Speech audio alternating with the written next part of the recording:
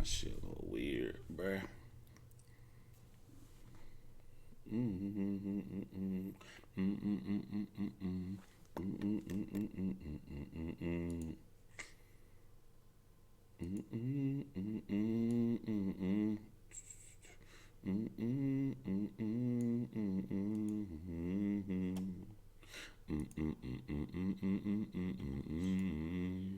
You gotta show me. I'll freak you right, I will. I'll freak you right, I will.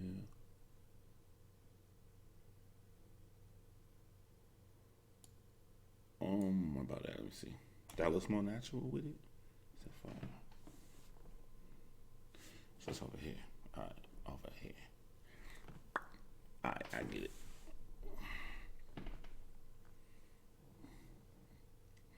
Dick, what's up, y'all? Alright, let me see. Can I add this?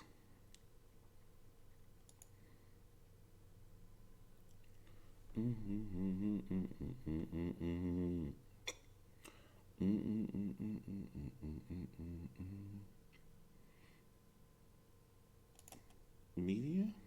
No.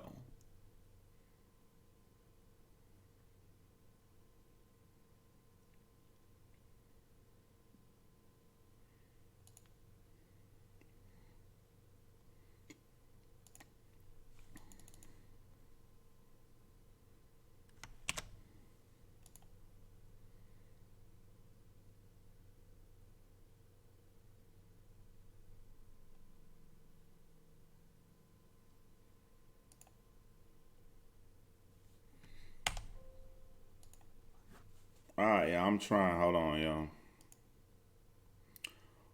I'm doing this for the first time, and just woke up over an hour ago, and I got a bunch of messages about this Chad Daybell affidavit, and people telling me that I'm going to get mad. Allows you to add web-based content as a source, such as web pages. Okay, then this must be it. Add source. I wonder, so change URL right here. Technically, this should do it, right? And that does it. Look at that does it. That say, would you like to join this network? Now, type of one if this is playing double. I don't want it to play double because I'll mute my mic.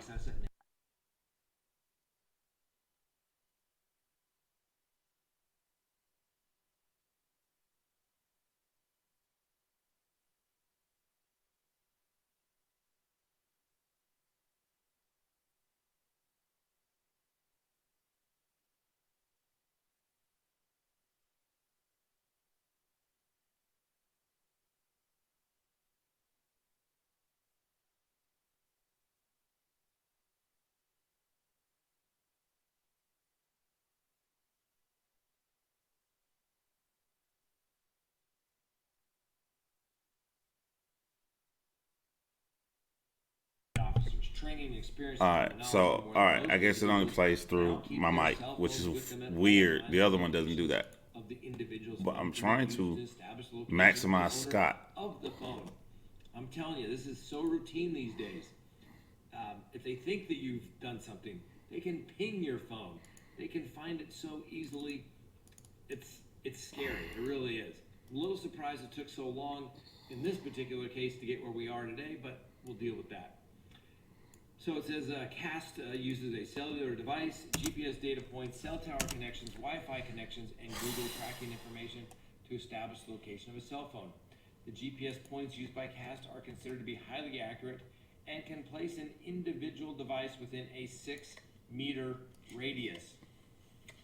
Dude, there like gotta be a way I can touch the screen.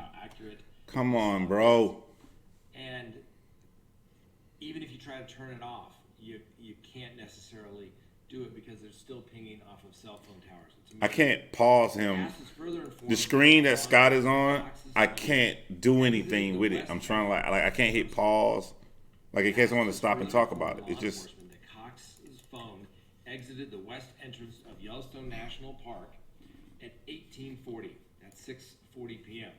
His phone appeared at the Buckaroo Barbecue Grill in West Yellowstone, Montana, from 6:45 till 7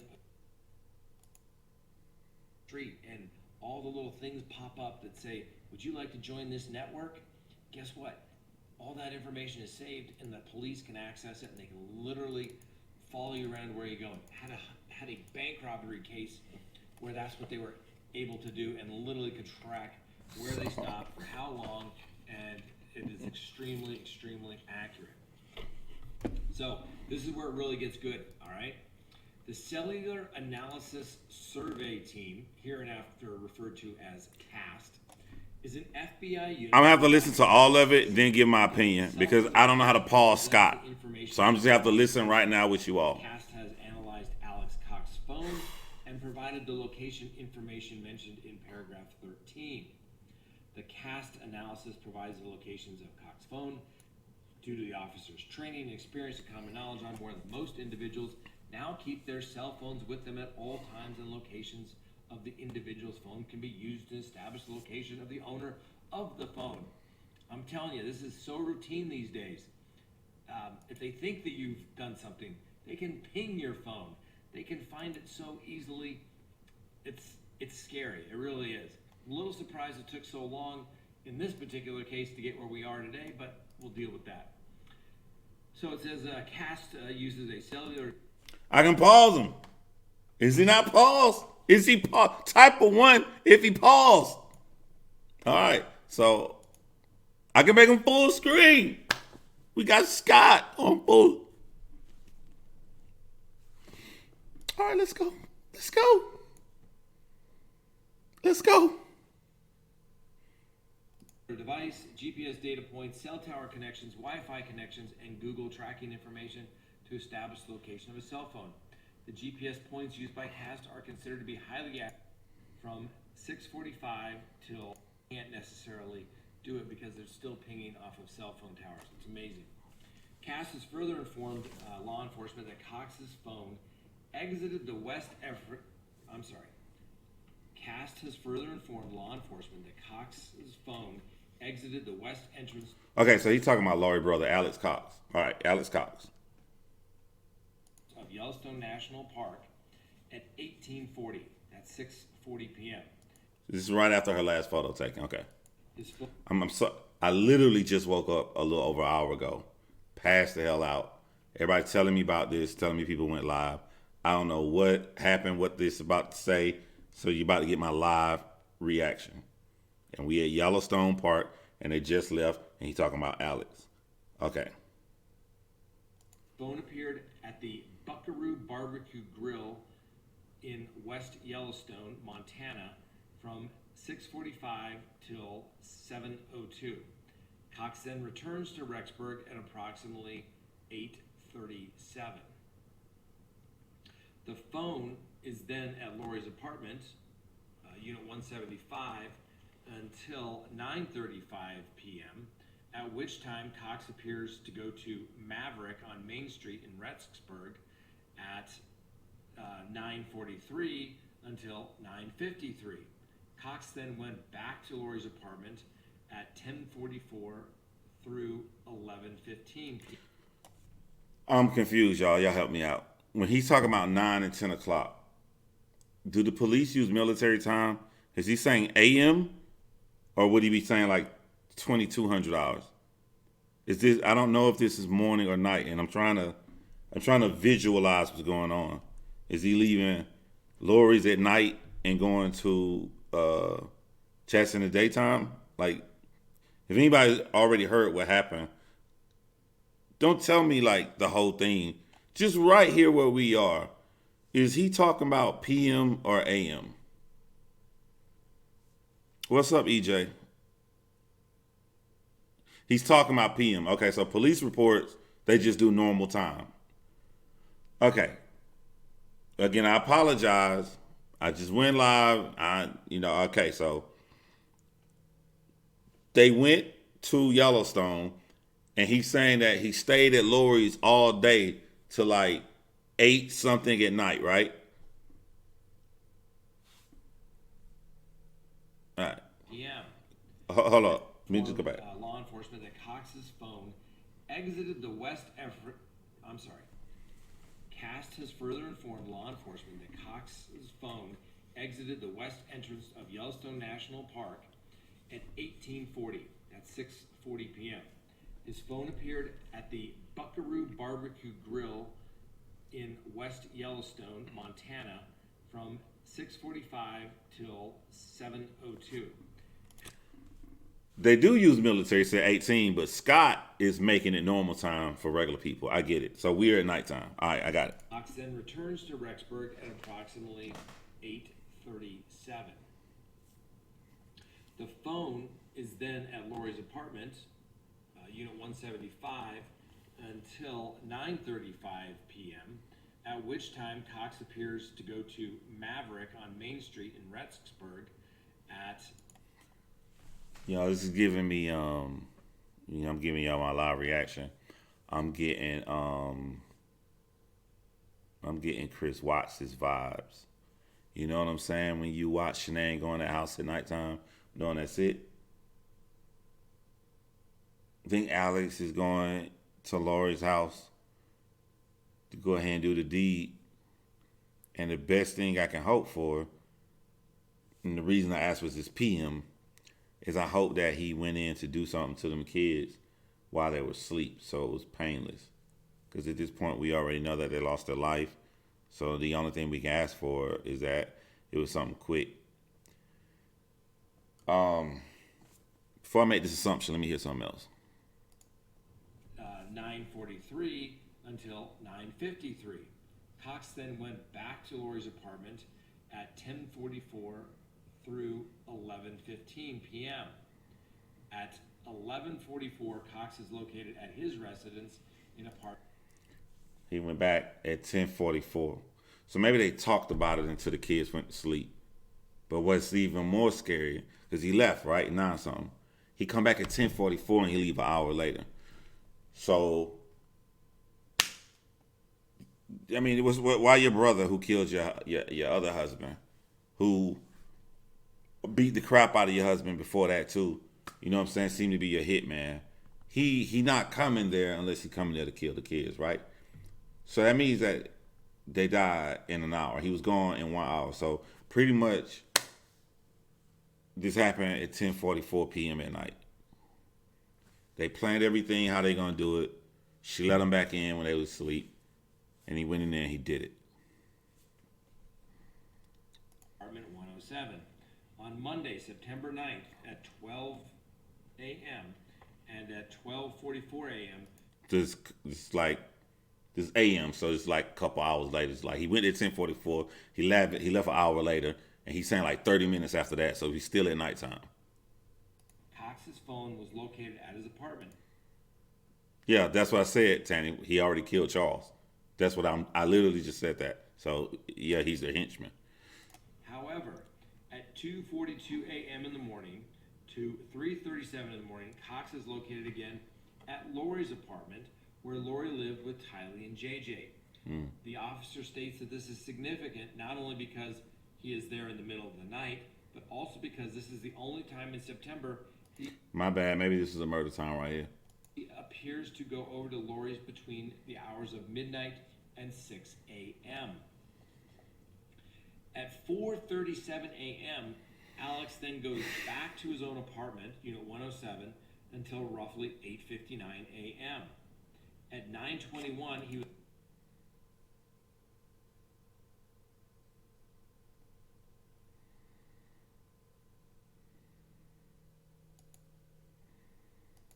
He appears to go over to Lori's between the hours of midnight and 6 a.m. At 4:37 a.m., Alex then goes back to his own apartment, Unit 107, until roughly 8:59 a.m. At 9:21, he was located at the property with the address of 202 North 1900 East, Rexburg, which is the residence of Chad Daybell.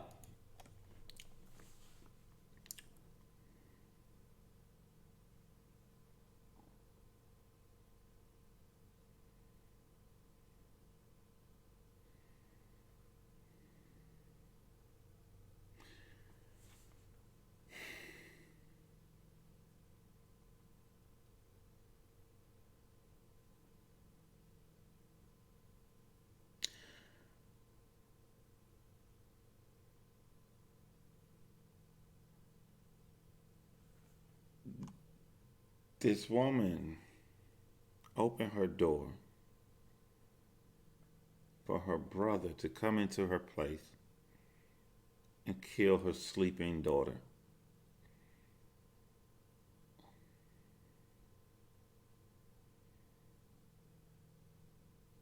I know that there's 2 kids, but this is significant because the DNA that is running through Tylee is running through Lori and Alex. The DNA of their freaking family is running through the blood and veins of Tylee. And she let this man in to take her daughter's life, to take his flesh and blood niece's life. Now, I ain't thinking about myself, because if I'm thinking about myself, I wouldn't be talking about Tylee. I'd be talking about Tylee and JJ, because I'm capable of loving them equally the same. If I took on the responsibility of adopting JJ. But going back into a maniac's mind, she let this man come in to kill his flesh and blood niece. And then he leaves and he goes home to go to freaking sleep. And how can you be so stupid? How can you be so lost and so drunk on a stupid freaking religion? I'm trying my hardest not to cuss.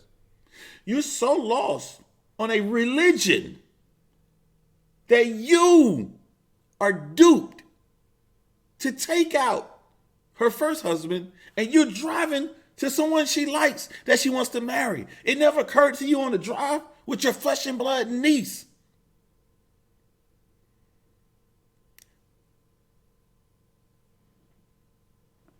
But your legal nephew in your car, it never occurred to you that while you're driving, the deceased bodies, to think, what if none of this is real? What if she just like this new dude and they just want to go party together? Like, that never once occurred to Alex, ever. It didn't even come up as a possibility.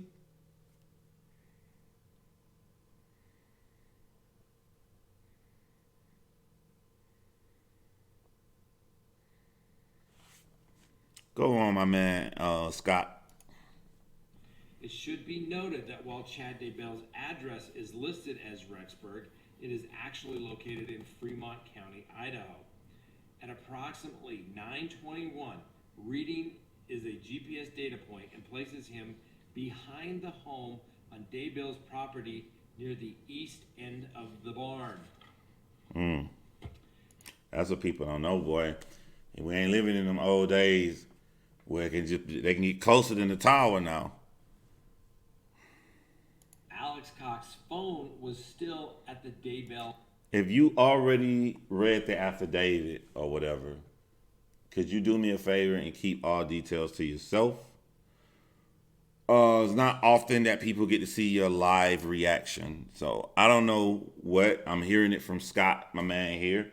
When this live goes on my channel, I will make sure to put Scott's link on there.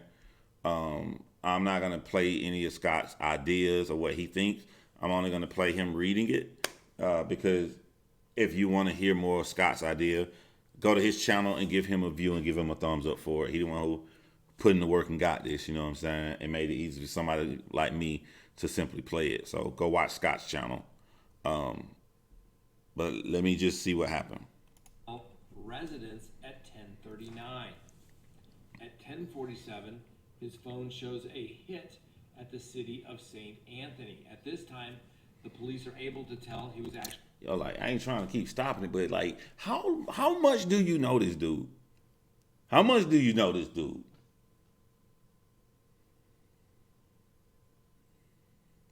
What are we on? We on 3 seasons. 3 seasons. In January, your husband is mad and think you cuckoo crazy. In January. Same year. How much does Alex know about Chad in January 2019? You're hearing it through your sister. Did Alex go talk to this dude? How much do you know of this guy? These people crazy. All right. So that's winter of 2019. That's winter, the beginning of the year. And you go through spring, and which month was Charles deceased? Was taken? I'm trying not to get demonetized. What was he taken in spring? Was it like April or something?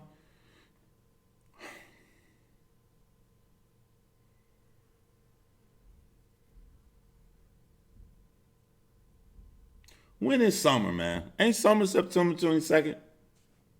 No. That's fall. Fall September 22nd. I'm sorry. So if fall September 22nd, we still in summertime, right? We still in summertime. How much do you know about this dude? When did they move up there? August? You taking the deceased body of your blood relative to a guy you don't even know because your sister told you to. Who was her idea to move up there? In 3 seasons, 1 year. Actually, inside the city limits of St. Anthony, which is about a 5-minute drive from the Daybell residence. Or this was a cell tower ping on his phone while he was still at the Daybell's residence. At 10:57 through 11:39 a.m., Cox is located on the Daybell property. At 11:52 to 12:02, he was at Del Taco in Rexburg. He appears to spend most of the rest of the day in his.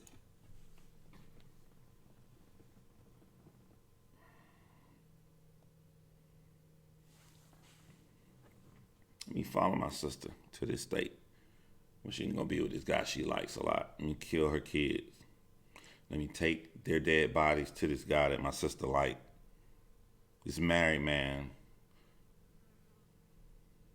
whose wife is living with him. Let me take my niece and my nephew, dead body, to his crib. Talk to him for a couple hours. I don't know what Scott is gonna say here coming up. We'll find out. But I guess he either buried him or let Chad bury him. And then let me go order some freaking Del Taco.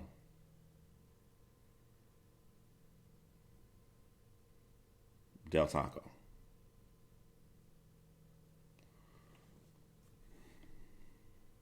Apartment.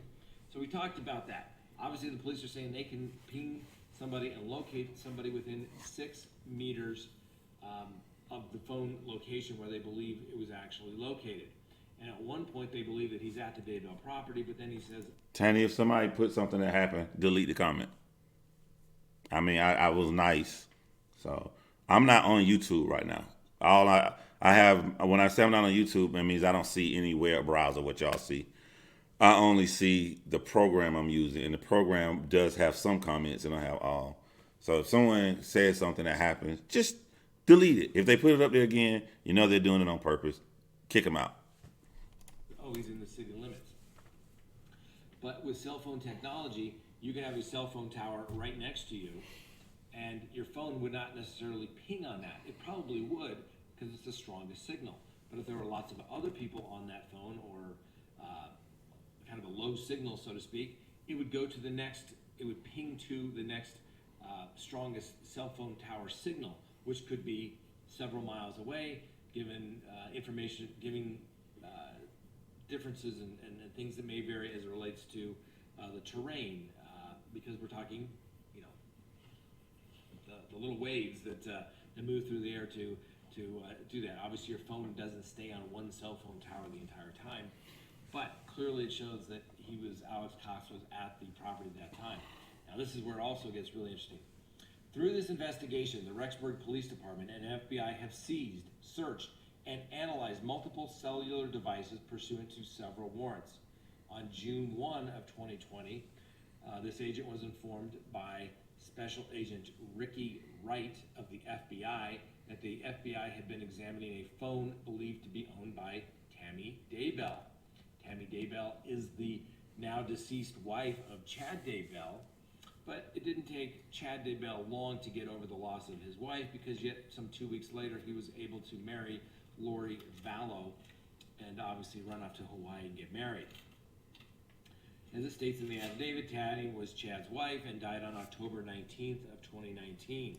Yo, you know this is good because my man Scott not even at his desk. Scott was like, hold on, affidavit? It looked like Scott in his kitchen. Scott was like, he just turned on the first webcam to get to it, man.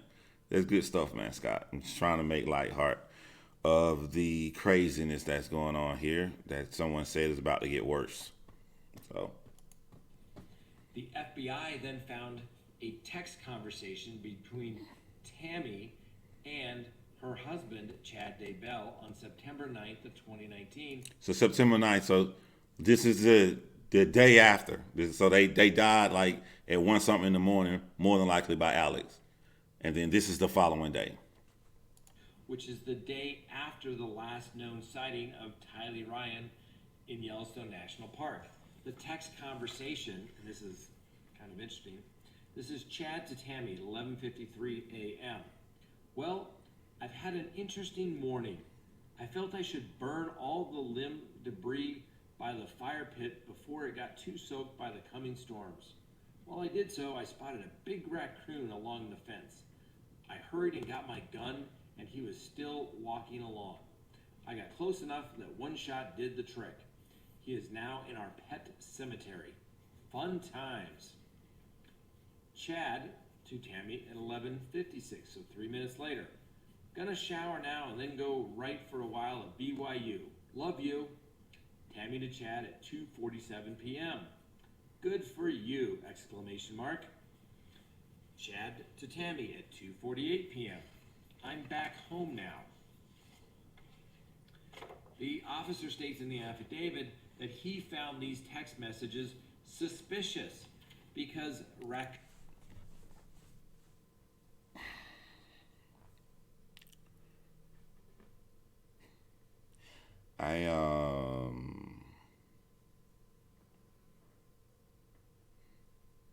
I know what this is supposed to be. This is what is on my shirts. Why I made up the term alibi-ish. They are trying to establish an alibi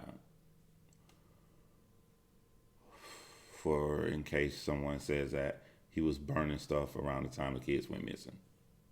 That's the best news I can hope, because it could be really bad, like we found out with Chris Watts' affidavit, if one of the kids were not all the way deceased and he went to end them, as he said, the raccoon was still walking. And as horrible as that makes Chad sound, and if that's true, Alex didn't do the job all the way, it means that Chad is more than just an accomplice that buried him. He actually killed him. As bad as all of that is that I just heard, the worst thing is 3 words.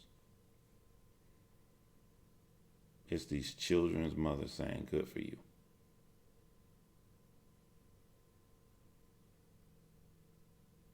This is truly disturbing and sick.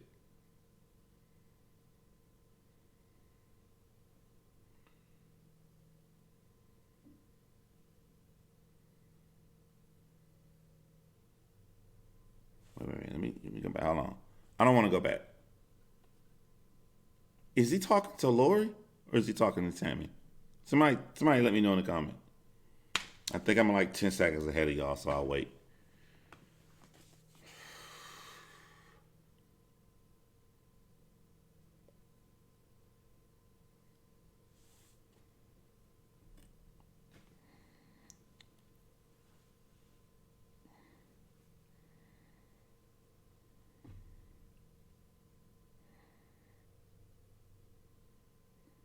Okay. So Tammy is being nice. Tammy is really saying good for you, thinking that her husband. So they aren't establishing an alibi. he is establishing an alibi for his wife. They're getting married so fast, I'm getting confused, okay? So this is him in case his wife sees something suspicious. Yeah, okay. I'm with y'all. Raccoons are normally nocturnal animals and are not regularly out during the day. It should be noted from the interview, it should be noted from interviewing neighbors at Chad, I'm going to start over again there. It should be noted that from interviewing neighbors of Chad Daybell, we are aware that in mid-July of 2019, Garth Daybell, Chad's son, told their neighbors that Chad had shot a raccoon out of a tree on their property during the day. Those neighbors are named Matt and Regan Price. Garth told Matt Price about the raccoon in response to a question from Matt about hearing a gunshot. The Prices informed me that the fire pit in the back of the Daybell property was hardly ever used until the last few months. Regan informed me that there appeared to be frequent bonfires in the pit on the Daybell property over the last few months, and the first one she noticed was soon after Tammy's death on October 19th of 2019. So the detective continues here. It says, on June 2nd of 2020, Detective Bruce Mattingly of the Fremont County Sheriff's Office contacted Samantha Williams, who is a sister of Tammy Daybell. He asked her if she was aware of a pet cemetery on Chad and Tammy's Daybell's property in Idaho.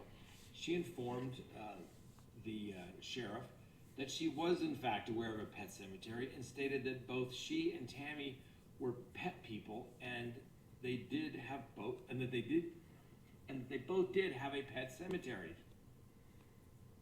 When asked the location of the pet cemetery on the Daybell property, she stated that it was east of the Red Barn and near the fire pit.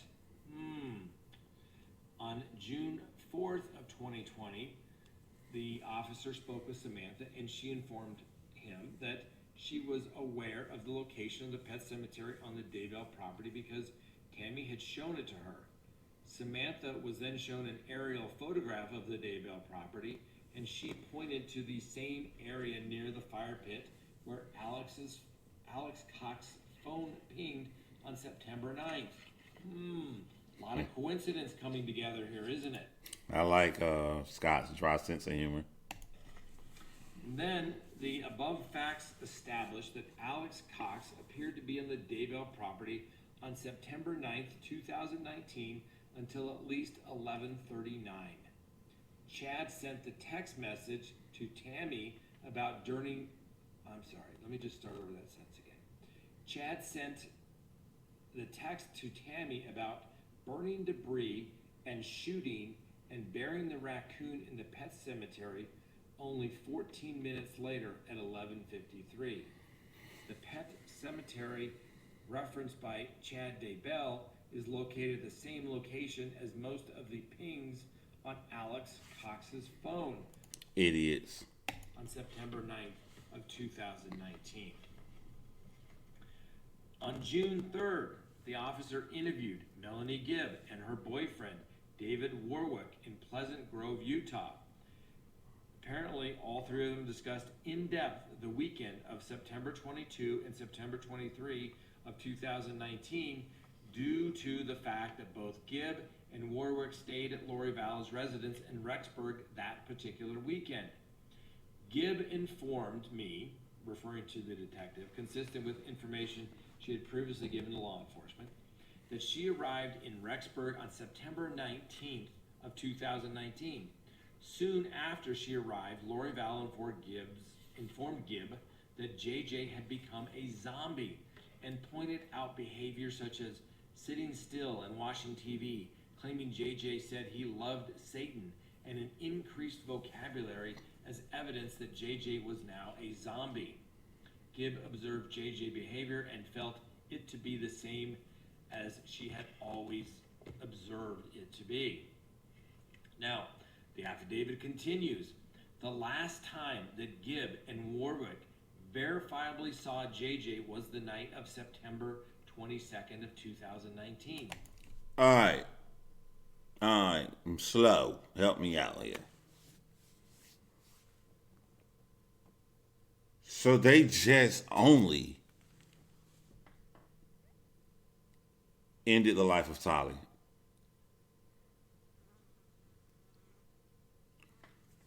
No, I gotta get rid of fly when I let my dog out to use the bathroom before I go live, because if it's a fly in here and I got these big studio lights on me, the fly is gonna be around me and it's gonna be so annoying because flies like lights. But I just jumped and did this immediately. All right. So far, they didn't even go and end the life of both of the children. They only went to end the life of Tylee. So when the whole time when we've been insinuating that Tylee was gone, but JJ was still left, it was true. It was correct. Because he's talking about days after this. Like, am I getting this right? I hate trying to talk to you guys when I'm like 10 seconds in front of you all. But type a 1 if I'm right. Because I'm going to keep listening and I'll see it if you tell me I'm right. They only got rid of Tylee as of this point. Warwick informed the police that it was late and that Gibb, Vallow, and Warwick were going to do. What's the significance of that? One of the reasons I was quiet when everybody threw this theory around, like we saw Tylee last in Yellowstone, but because we got that doorbell footage of JJ, that means that they got rid of Tylee and JJ was still alive. And I hear that and it made sense, but I just try to stay quiet until I get evidence.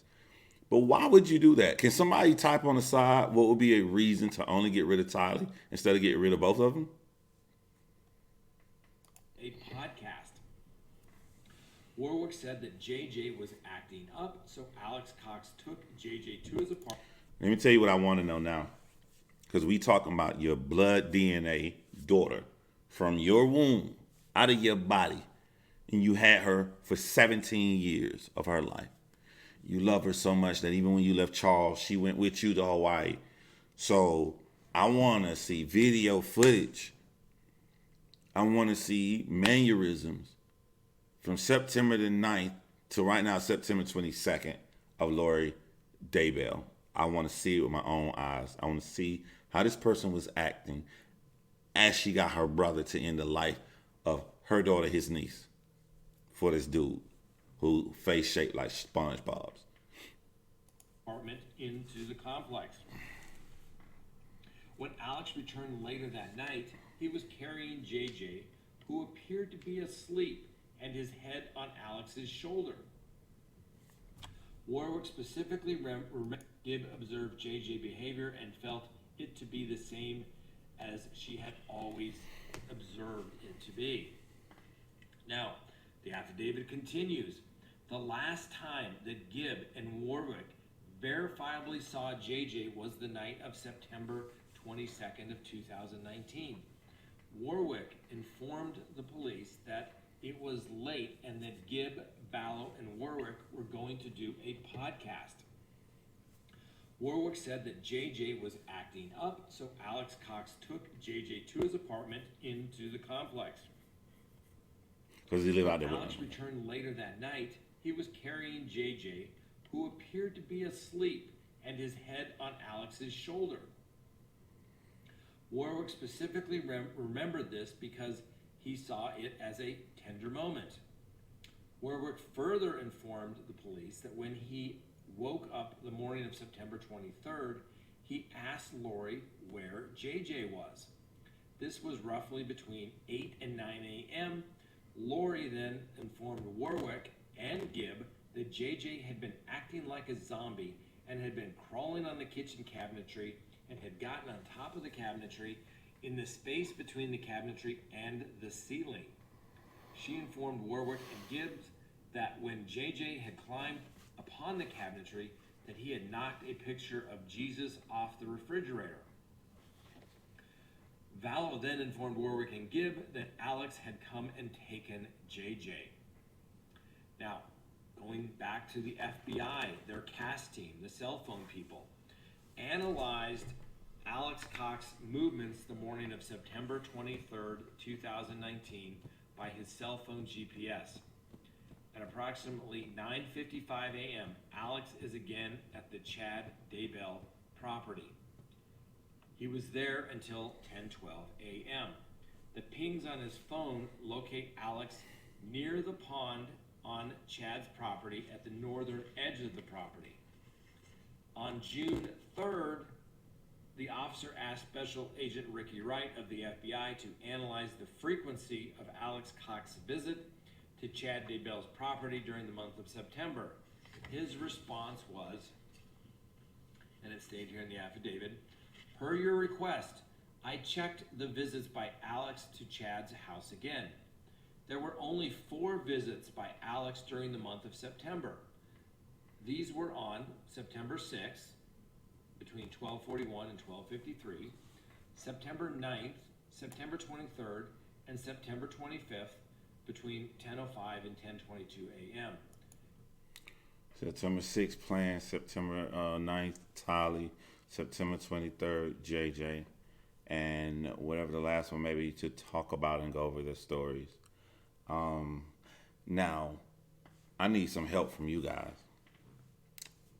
Gibbs and who they was talking to this weekend, were they at Lori's house? Because this is what I'm saying. Like, if they were at Lori's house, I don't believe that Alex would end JJ's life and bring his lifeless body around other people unless that they were okay with him doing that and that they are lying to the police. Who would end the life of somebody around people that you think may not be down with what you're doing? Who would do that?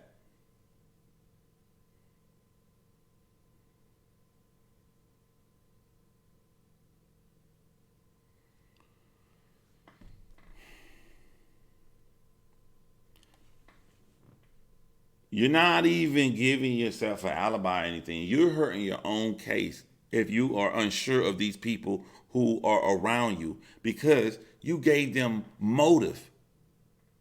If they are unsure, they may snitch on you. You gave them motive. My brother took JJ out and ended his life. Why did he take JJ out and end his life? Because her son, she said, was climbing on the walls and the ceilings like some freaking movie. You went into a real human being's life.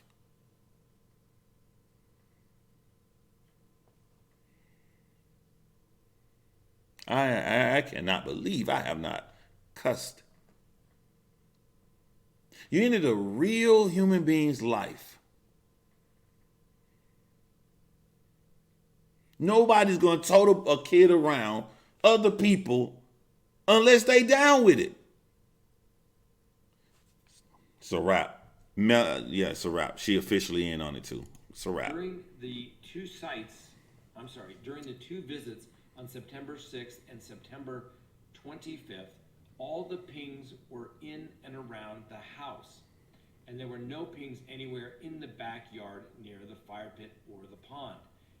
And it states, as you can see, these visits were also short, about 11 minutes and 17 minutes, like the ones on September 23rd, 17 minutes. The visit on September 9th was the only long visit. So Alex helped dispose of Tolly, but Chad said, I got it this time. Approximately 2.5 hours. The affidavit continues. On June 9th of 2020, a search warrant was executed at Chad Daybell's residence and property.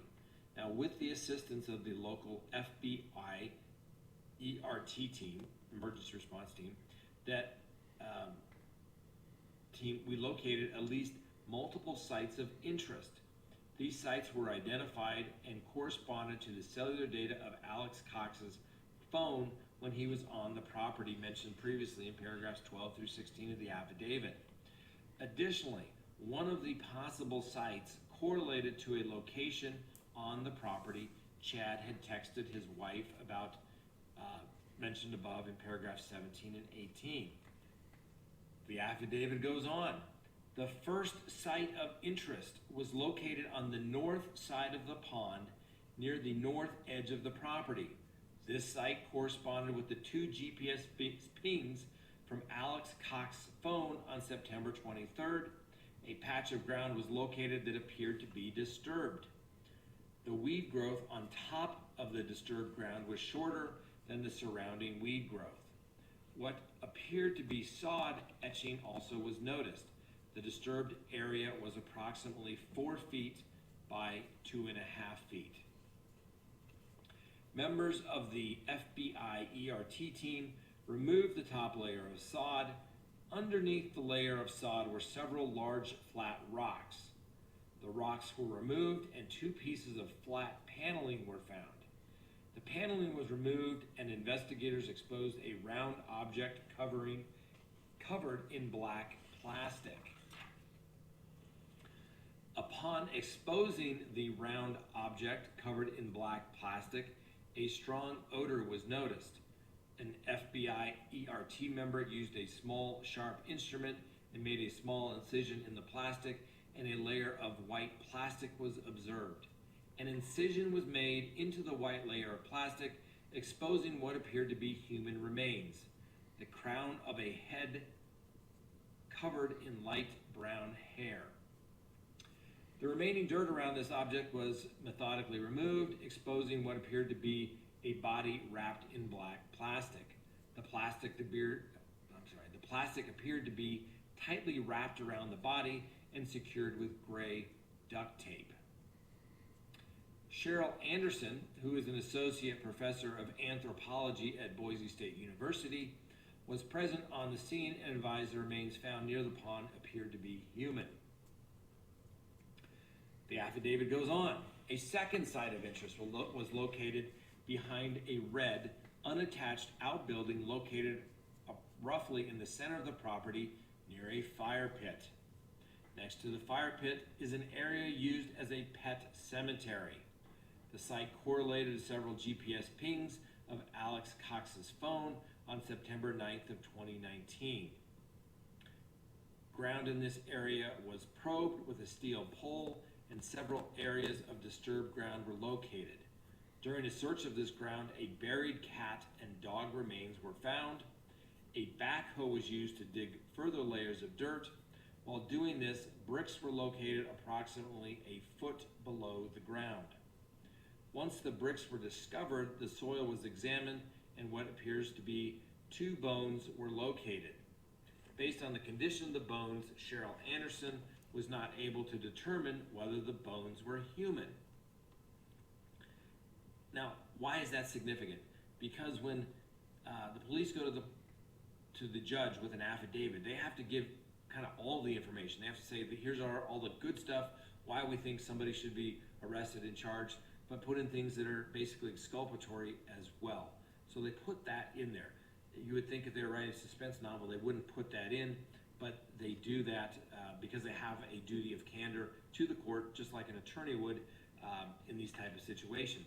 If they come to find out that there's something that should have been included that wasn't, the whole case could be in jeopardy if it was not done properly. So it goes on here. Methodically, the dirt in this area was searched and several other items of interest were found, including other bones, charred tissue, and charred bones.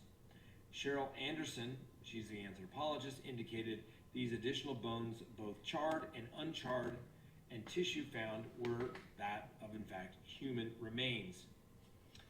The affidavit continues. Investigators provided photos of some of the partial remains that were found at the pet cemetery to Sarah Getz, PhD, a forensic anthropologist.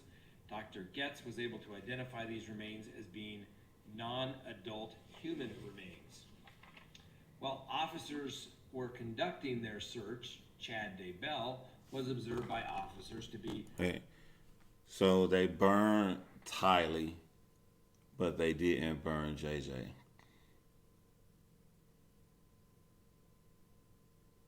I wonder did he like I wonder did Lori say they have to go and that was it, she can take it. Or I wonder if she's so evil that he told her all these details. You don't have to worry about your daughter. You gotta burned her and then I buried her bones in my backyard. Your daughter is okay. I am interested to find out the fingerprints on this duct tape. I'd be interested. Thanks whoever just subscribed to the channel. Continuously watching where officers were searching. He was observed watching officers while sitting in his vehicle in the front driveway and while sitting in his vehicle across the street at his daughter's residence. Around the time the head mentioned in paragraph 32 and 33 was discovered, Chad Daybell was observed leaving his daughter's residence in a gray SUV. The officer, Ron Ball, and other officers pursued him in police vehicles. Yeah, hold on, man. Because, like, you've been in here. You're going to be timed out. Time out. Time out. My last time being nice. All right, let me leave YouTube and go back to what we was doing. They conducted a traffic stop and detained him due to the fact that human remains were discovered on the property. So there you have it. The affidavit for the arrest of Chad Daybell that we had in fact been waiting for all along. And turns out that it wasn't somebody rolling on somebody. It wasn't somebody involved in the case that had slipped up and said, Yo, is that it? Is that all? Somebody let me know because I just wanted to hear Scott because Scott tells the facts. If he starts talking about his opinion, I want to encourage people to go to his channel and give him a view. Matter of fact, if you guys could do me a favor and go give him a view just for giving us the information, I was able to do it this easy tonight. Go check out his channel. If you don't know who Scott Reich is, he is a lawyer in Colorado. So he knows a lot about this from an expertise that a lot of us don't know about. So is that it? That's it? He's not. So the rest of this whole hour thing, he's just saying his opinion. That's all? Okay. All right. So we're going to end Scott right here. And I'll make sure I put his link in the description of the video. And then hold on. Let me delete this and then I'll come back to YouTube. All right. Let me go back to YouTube. Where I can see all of your comments. So interesting thing about me doing this live in this kind of format, you guys watch my videos when I have the black background and I'm in black and white and you see the anger on my face. This is pretty much how I process the information. The only difference will probably be instead of me sitting down right here with these highlights on me, and one fly in the room, it would be black dark in my living room and I would be walking around in a circle processing this information. And what happens is when I walk around in a circle and I'm thinking about stuff, I'm able to feel and put myself in a position of what happened during these last hours, you know? The fact that he left his sister's apartment and then he came back later in the night is horrible, despicable monsters that they are. And I don't want this to come across the wrong way. They are extremely horrible people, and I hope something very bad happens to them in prison. But I am thankful that it seems that efforts were made to make this less as torturous for Tali, as I think he came back to take her life while she was asleep.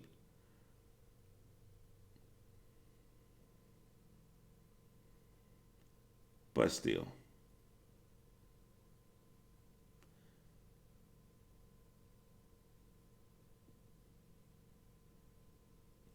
Um, I don't know.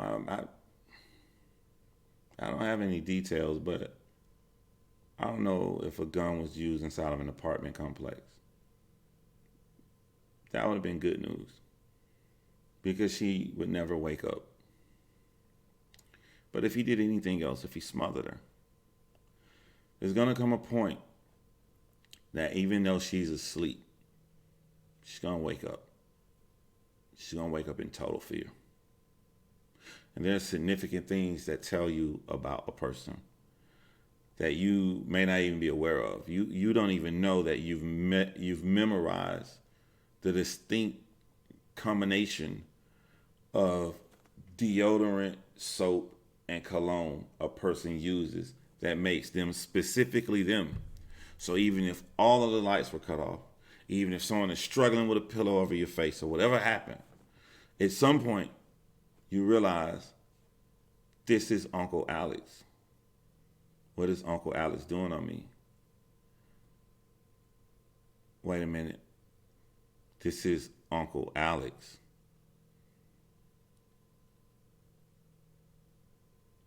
He just killed my father. I'm in imminent danger.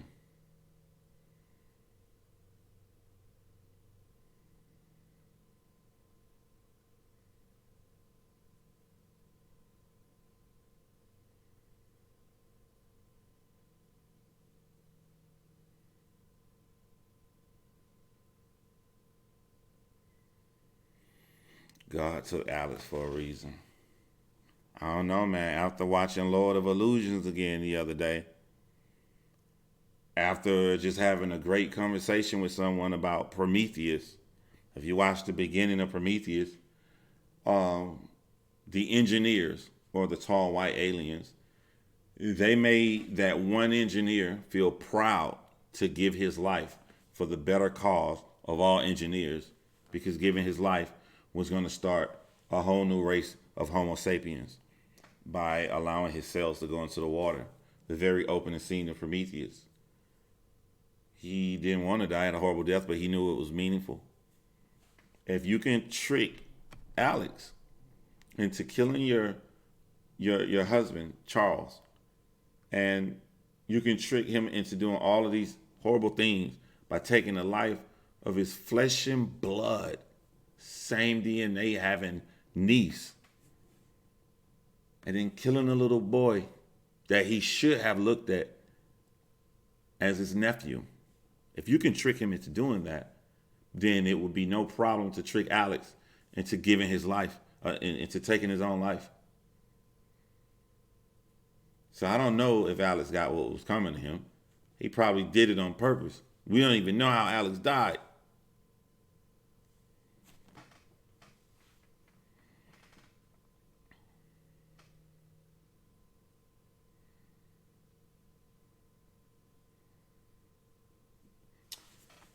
I don't mean no disrespect, Rachel. I don't believe in psychics. I haven't seen a mathematical probability that psychics are correct to be true. If you give anecdotal evidence as to a specific case that a psychic was good on, a broken clock is right twice a day.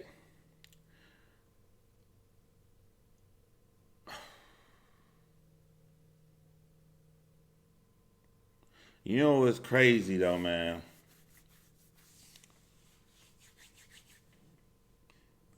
It should be easy to take out Tyler. She was a dark. JJ was a light that turned dark.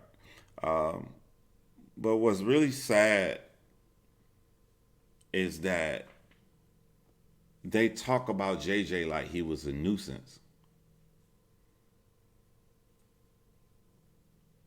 If a kid is a nuisance, you're not gonna have any remorse when you take his life. If JJ is a nuisance to them, and they have already taken out their flesh and blood, I'm not checking out no psychic. Please don't try to tell me to get ready to go check out. I don't like psychics. That's me. You don't like that, you can leave my channel. I don't like psychics. I don't like somebody that know in their heart they're gonna sit around and tell somebody who lost family members that they know where they are and they talking to them and playing on their fragile emotions. That's me. That's how my DNA made through all the stuff I went through in my life, mixed with my mom and dad DNA, all bundled together. I don't care about no psychic.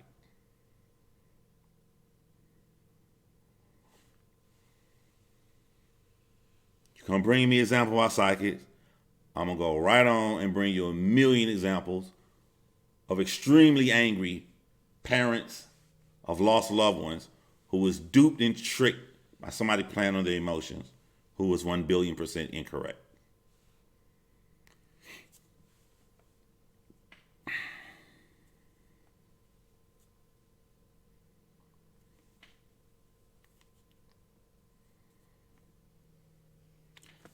But as I was saying, there's a bunch of adults sitting around talking. There's Melanie, Lori, Alex, forget the other two people that's there. There's a bunch of people talking. And the only child person that's just a nuisance is JJ, because Tali is already in her future husband's backyard, burned.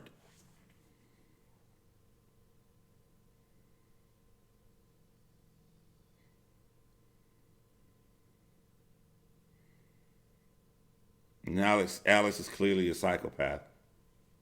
I don't think he took any harm or pity on JJ. And I don't think that, I definitely think that the conversation that Melanie said happened did not happen that way. You got to be very crazy. You gotta have the biggest balls in the world to walk in with a dead kid's body and just say, "Oh, he's sleeping." They knew that boy wasn't sleeping.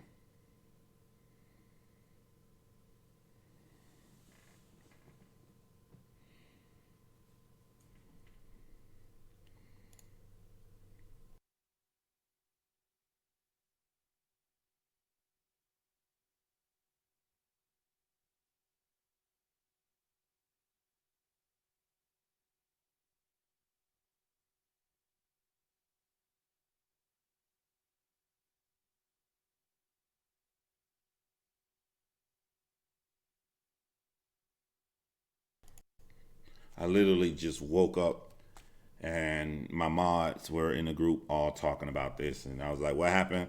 They told me about it, so I haven't had anything to drink. That little energy shot. I haven't had nothing.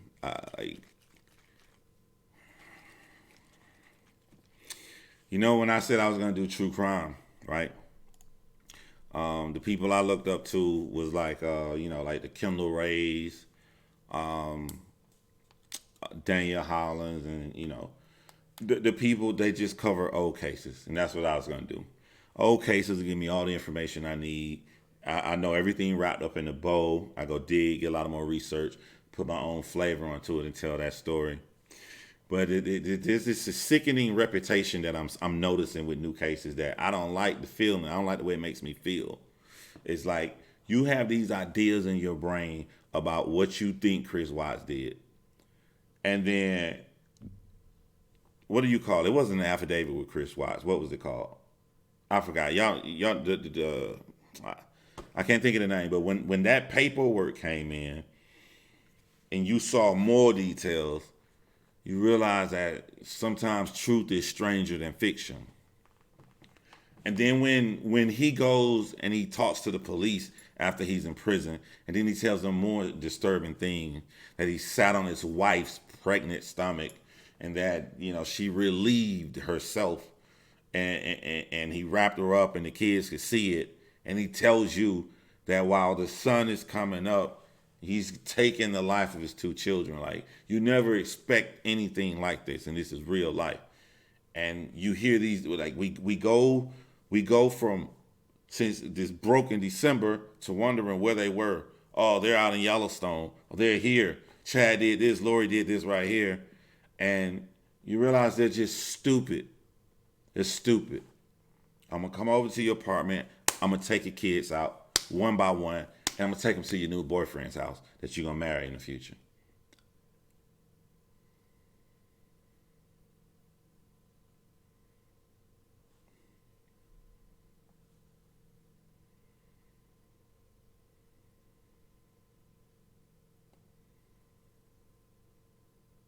Did I get something wrong? Did I miss something? Or was JJ not asleep? I mean, he purposely went back on September the 9th at about 1 something in the morning to make sure Tyler was asleep. But am I getting something wrong? Did I not hear Scott Rice correctly? Was they talking like adults do at a party with a little kid in the back? And then Alex just went and took him to his apartment and took him out. So JJ was awake, or did I miss something?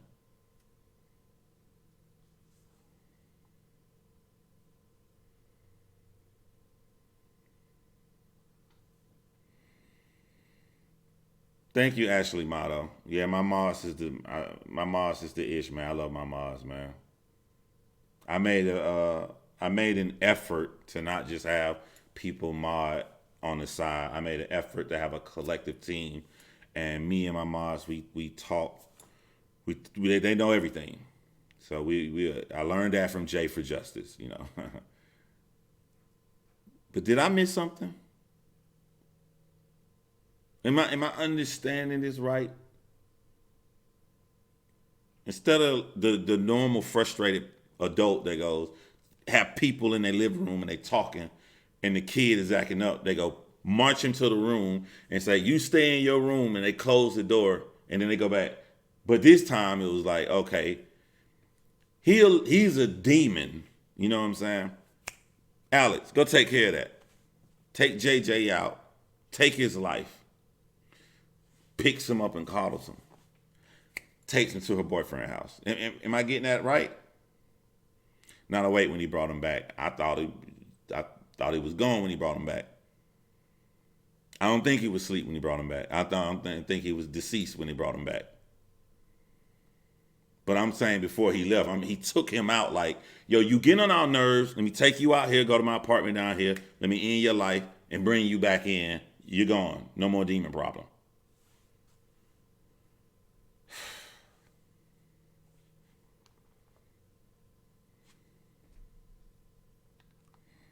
All right, this is where it's going to get really, really messed up.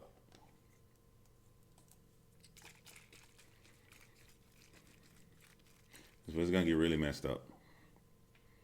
This is where I will be watching Scott Rice because he has more expertise than I do.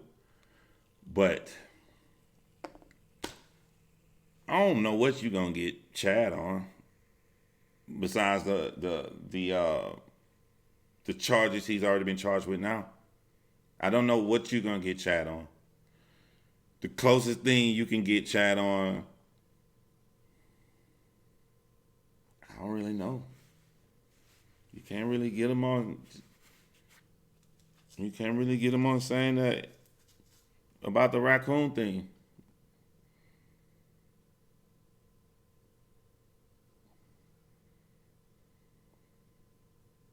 Maybe it's just more solid that he can't get off on the charges he have now, because when it came to JJ, Alex really just dropped him off. He wasn't there but 15 minutes. That's not long enough to get rid of a body.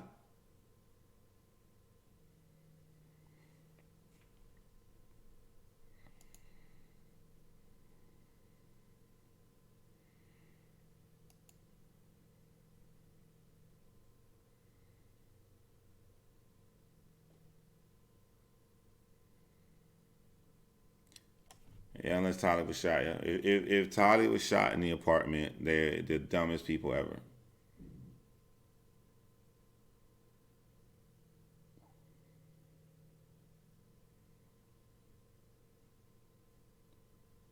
Brooks Channel, you're saying the same thing I'm saying. I'm saying JJ's getting on their nerves, and adults are here.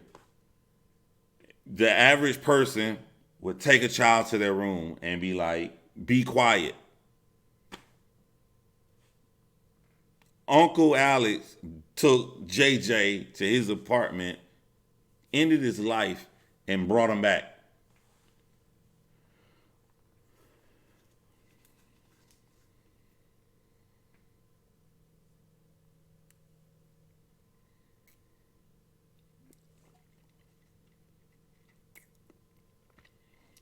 Oh, it's so tart. It's so tart. I hate shot energy drinks.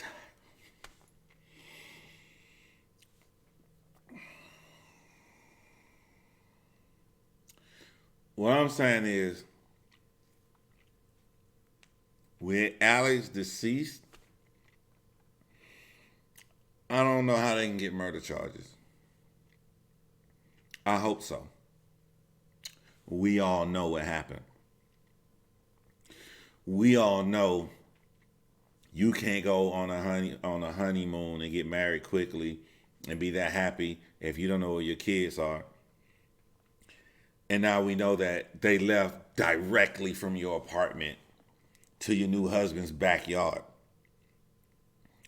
Unless it was conspiracy, unless it was planned by you, your involvement. But I don't know how the law works that you can just say common sense says if common sense says if she married him and run off that quickly and they don't know, it's not saying what the kids are, she has something to do with it. I don't know if you can do that. I'm a novice. That's an energy drink. I do the same when I drink them. Yeah, it's disgusting, man.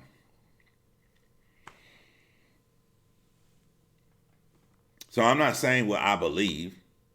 I believe they wanted the kids gone and the kids are gone. I always talk, if you've never been to my channel, about what you can prove. That's why people got mad at me about the Arbery thing. I'm like, I'm not saying my opinion. I was saying about like what's going to happen in court. Thank you, Shell, for stopping in and saying hi.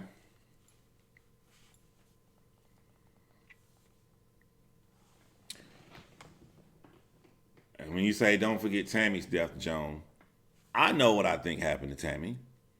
But I'm saying until I know what's in this autopsy, what can they prove?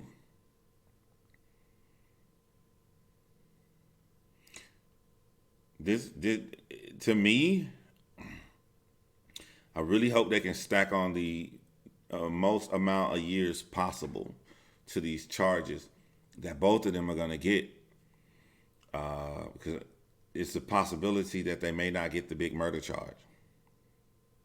The look of happiness in those wedding pics, yes. But you know what though? Like,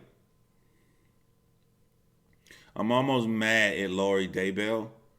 I'm almost mad at her because most of the people who do stuff like this, they have to be haunted with that final look. And Lori Daybell, she don't have to be haunted with that look. Let me ask y'all a question. I want to hear from you guys. What kind of person do you think Lori Daybell is? Do you think when she opened the door for Alex to come in, she paced back and forth in the living room when he went into Tyler's room? Do you think she went in her room, turned the music up loud, and closed the door? Or do you think she went into Tyler's room and watched? I think she's a coward. I think when she opened the door and Alex came in and wanted something in the morning, you know, I think she told him the door unlocked, and her door was closed the whole time, so she can just be distancing herself from what she's allowing to happen to her one and only daughter.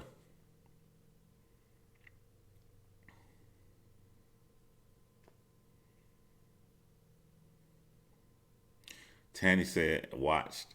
I said that in your voice, Tanny. Watched. Stone cold, selfish and scared. I don't think she was fazed by it. 17 years. 17 years. My daughter, 14 years, man. She's 14 years old. I remember 5 years old, taking Christmas photos and picking her little body up and put her on the shelf. I remember going to the movies with her this year for her birthday to see 2 movies back to back. That was so awesome. I remember changing her first diaper. I remember being a father, so happy. The little couch they give fathers to sleep on. She slept on it with me. I remember every single detail, man. And Lori got 3 more years with her daughter than I have right now. If it, sometimes what we do, sometimes we can't fathom what we don't understand. So I could never do something like this. So since I could never do something like this, I'm like, I couldn't watch it. So I'll be in there with the door closed. But there are crazy people on this planet. I forgot who said that earlier, cold-hearted. Whoever said that, you could be right. Because we can only look through stuff through our own lens.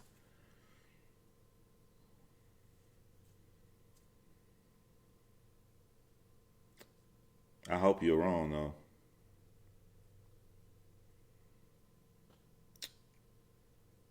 I don't know. I'm confused. I would like Lori to be tortured with seeing her daughter like that. But in order for that to happen, that means Tali saw her mom.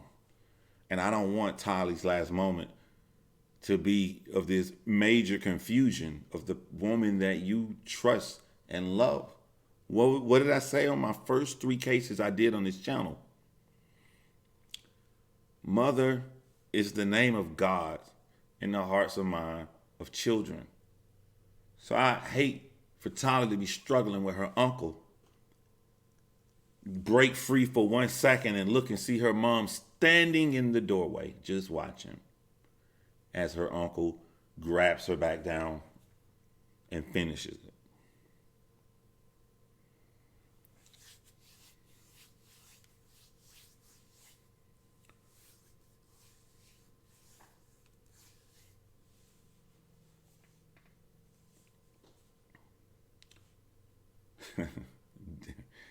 Yo, in Demolition Man, y'all seen that movie Demolition Man on with Sylvester Stallone and Wesley Snipes?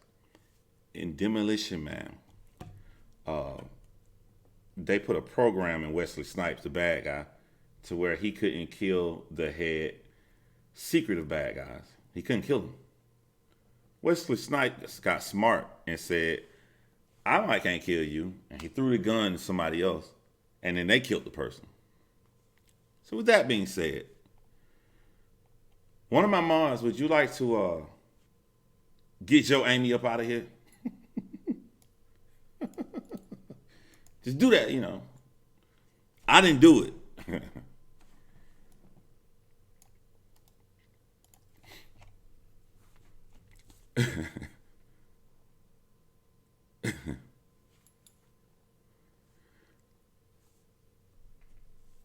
How about I do what I want to do on my own channel?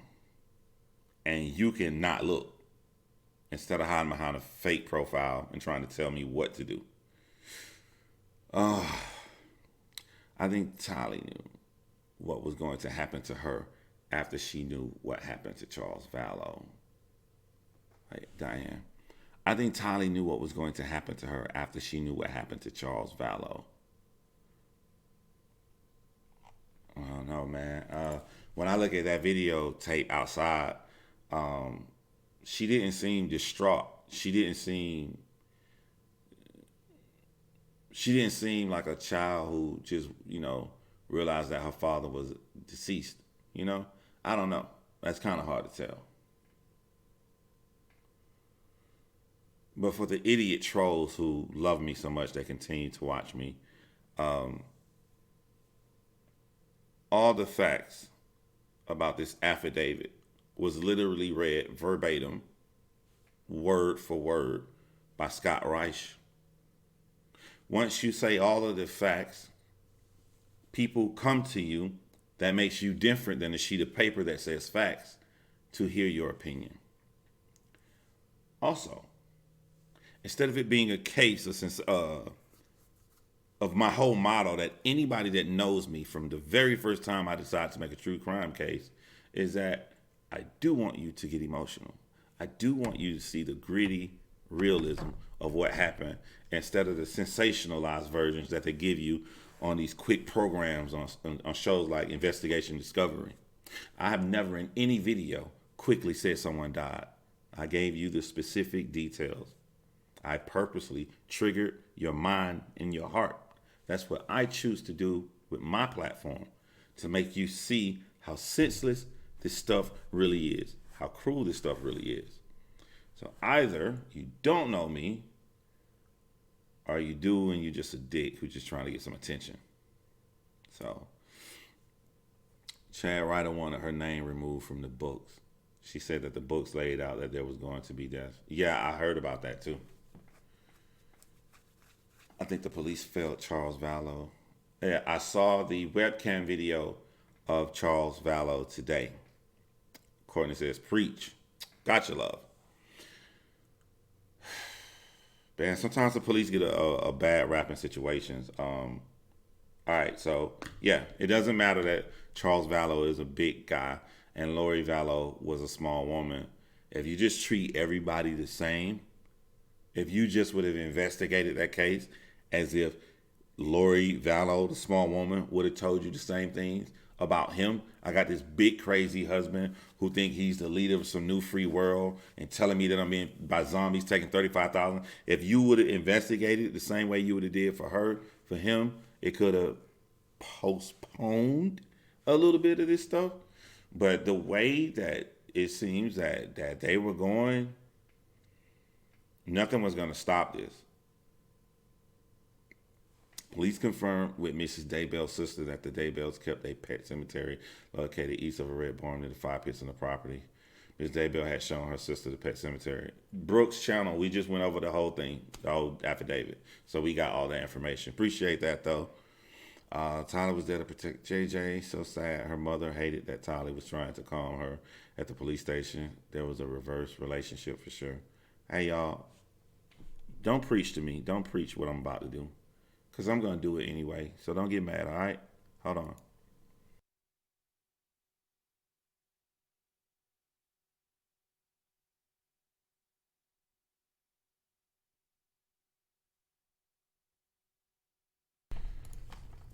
I'm about to take another one. So don't preach to me.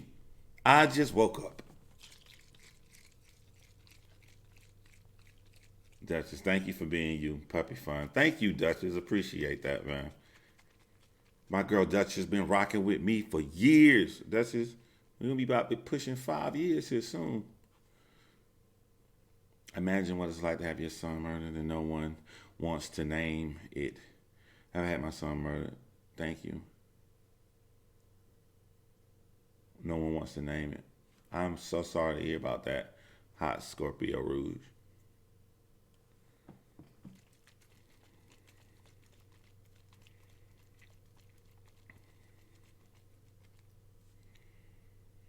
It's 3 a.m. in Atlanta. But you know me, Desi. I'm going to be up to like 6 in the morning. I woke up.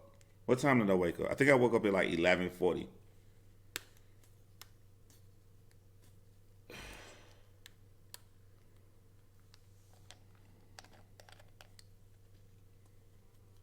And I'll have 2 of these.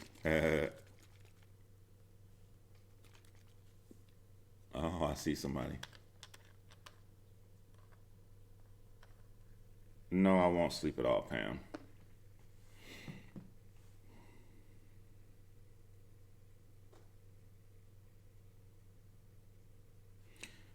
Is there any videos besides the police footage when Charles Vallow lost his life?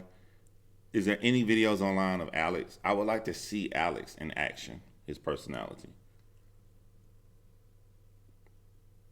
It would be sad if he's like this deranged hothead. Because if he's a deranged hothead and he's gotten away with doing this to Charles Vallow and doing this to Tylee, and then He walks JJ out from these adults, even the safety of his mom, even though we know there's no real safety there, but still JJ feels that. And he walks him down to his apartment. He's just alone with JJ.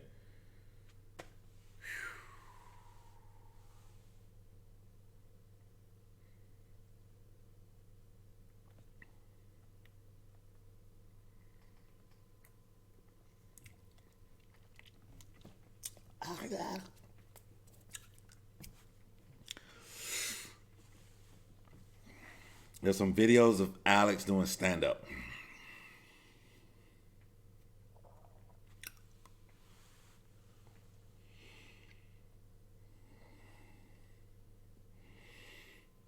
I am now convinced.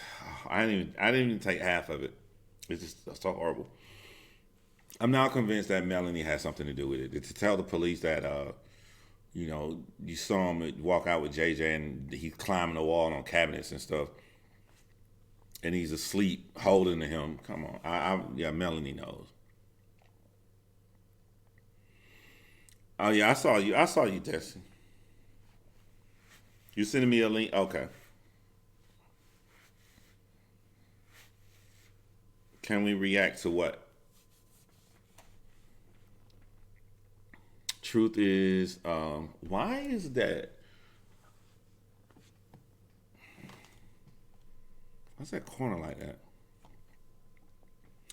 Because it's this light right here. Okay, hold on.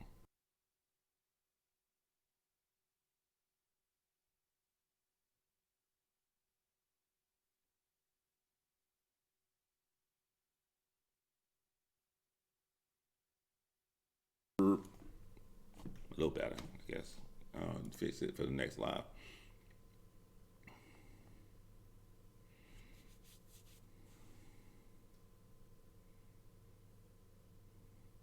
Literally right after he shot Charles in a police interview. I don't think I would drink something that would make me make a face like that. That's me liking you all so much. I don't feel like walking down to my kitchen and get something out of the refrigerator.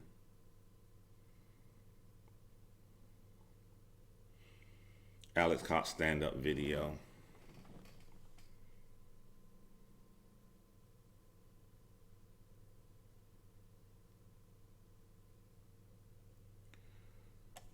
Melanie is another nutcase.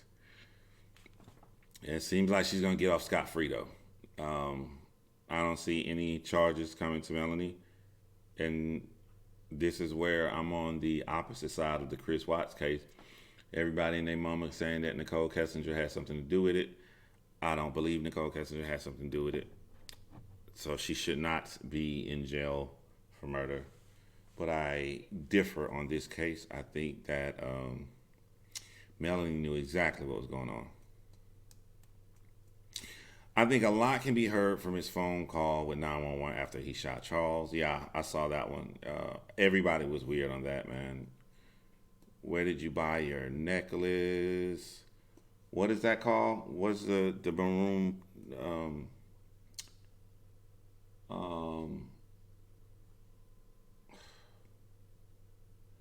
name some jewelry places that's in the mall and it'll come to me. Um, Another video of Alex Cock, which is weird as heck. They all nuttier than a squirrel. That's you liking the buzz from those drinks. Charles Manson didn't.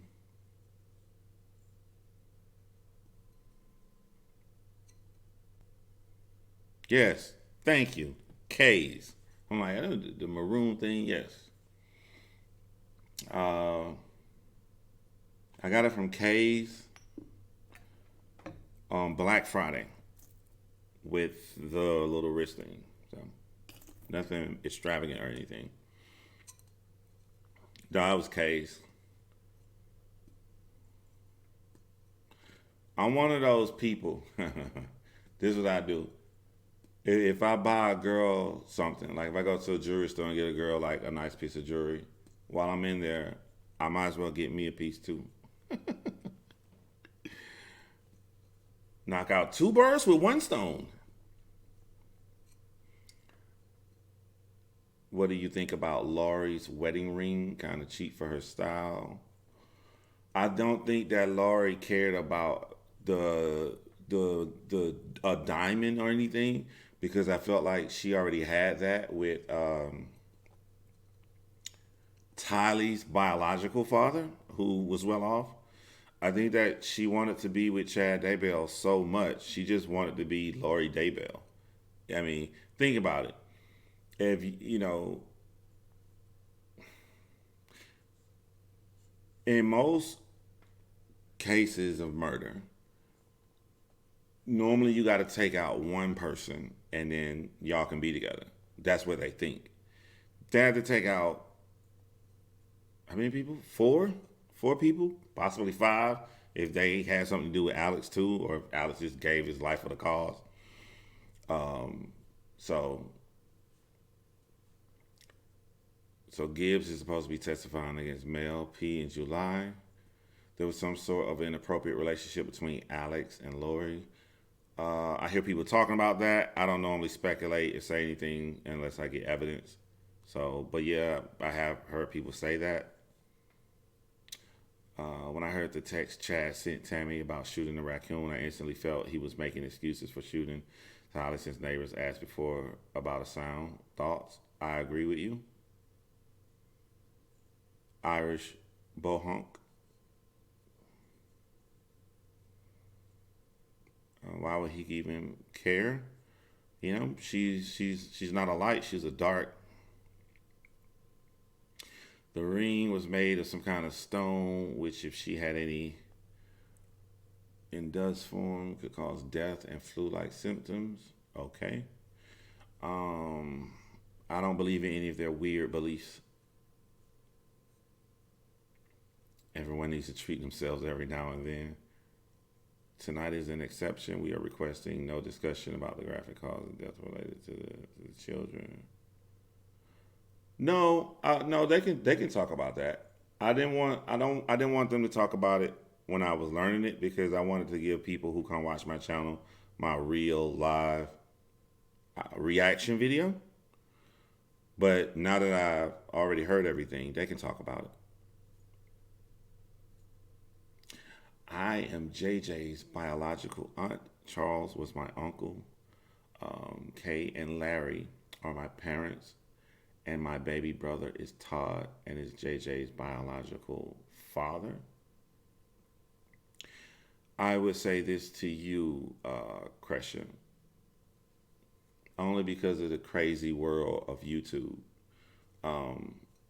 If you are who you say you are, I am so deeply sorry for what happened to your family. Other family members have reached out to me, and you can too. You can talk to me on Facebook where they have contacted me there. I don't know what to do in this situation because there's a lot of fake people that come into these chats and say things.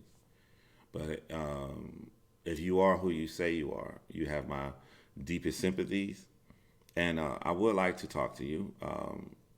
So reach out to me on Facebook.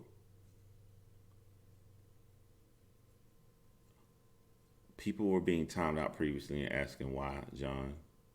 It depends on who the person was. I timed out two people because they were giving details on the side chat before I got to it, and I had already asked twice for them to let me allow my fans to see me have a live reaction. So I put them on timeout. But that was two people.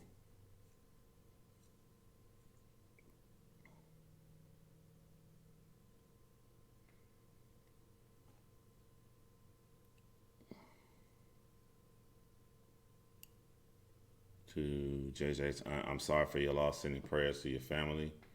Crescia, I'm so sorry.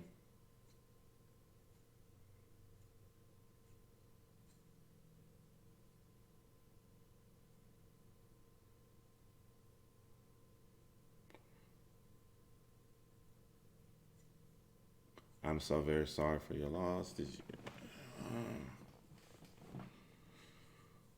you?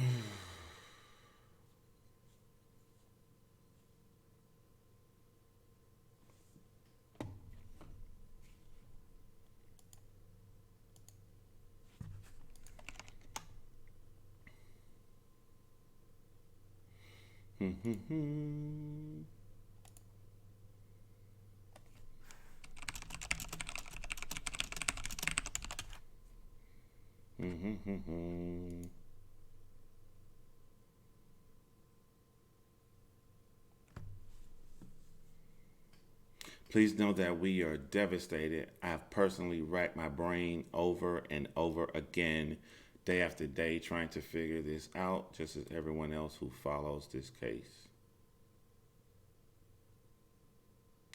You know what I hate, Crusher? I hate that, like, I'm working on a case right now here in my town where biological parents, they just wanted some hope for their child to have a better life, and they put their trust into someone that took the life of their child. And I was up to like 3, actually, I was up to about 5 in the morning, Crusher, working on that case. And I couldn't get out of my head, you know, why could someone do a child like this? And it sucks so bad because Charles wanted JJ to, you know, to help to offer that life. He went to the police department. He tried to do things the legal way.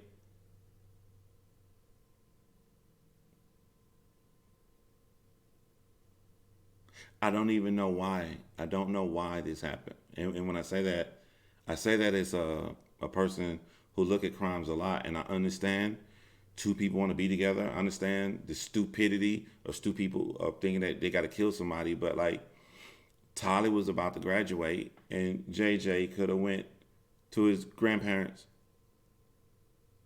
You like, you could have got this stupid guy named Chad.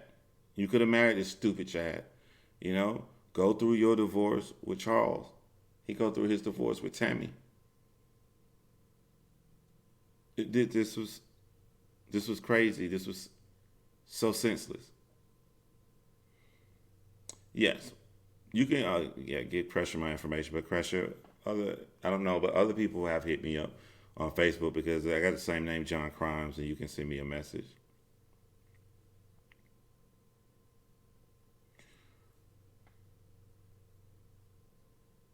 I apologize for replying so slowly. Y'all please bear with me. No, it's okay.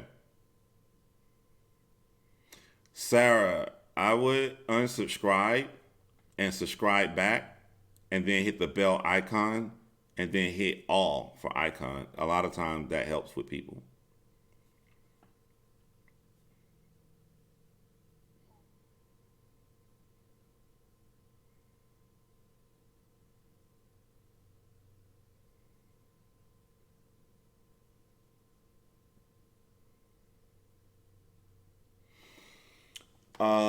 I can't pronounce that. Ataz 1210. I agree, and I think that there's more stuff that's going to come out. I do think that they track their cell phones as well too. I think we can all understand infatuation. What we don't understand is senseless murder. Exactly, which is why I go over the details. You want somebody to pay attention to a case, to bring a case back up that the police is not interested in. You make human beings care about that person. You make human beings upset. You trigger human beings to show them how crazy this was. Make them get extremely angry at the person that committed the murder. And then you will have fury of people going to that police department to get that case reopened.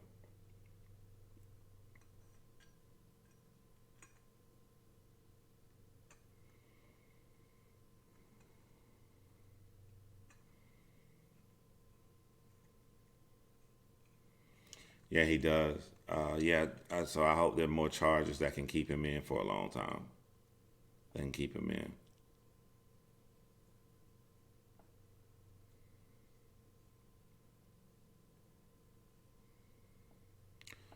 Charles seemed like a sweet guy.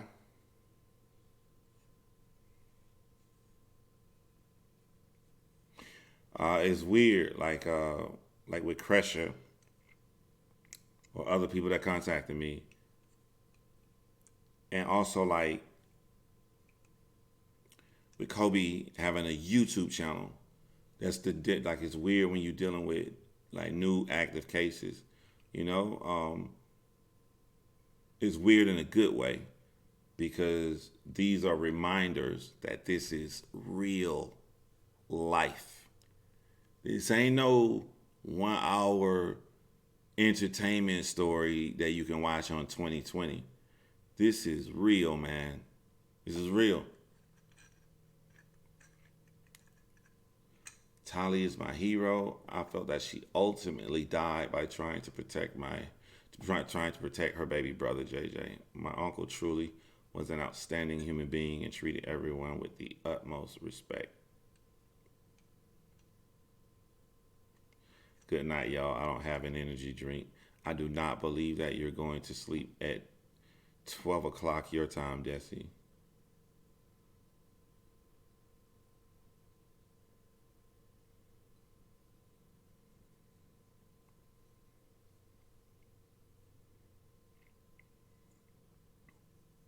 I have heard rumors about a cold case linked to Chad Daybell. Have you heard this as well? Yes, Amy Roberson, I heard about that. But again, I try to wait for facts to come out, you know. But I have heard that.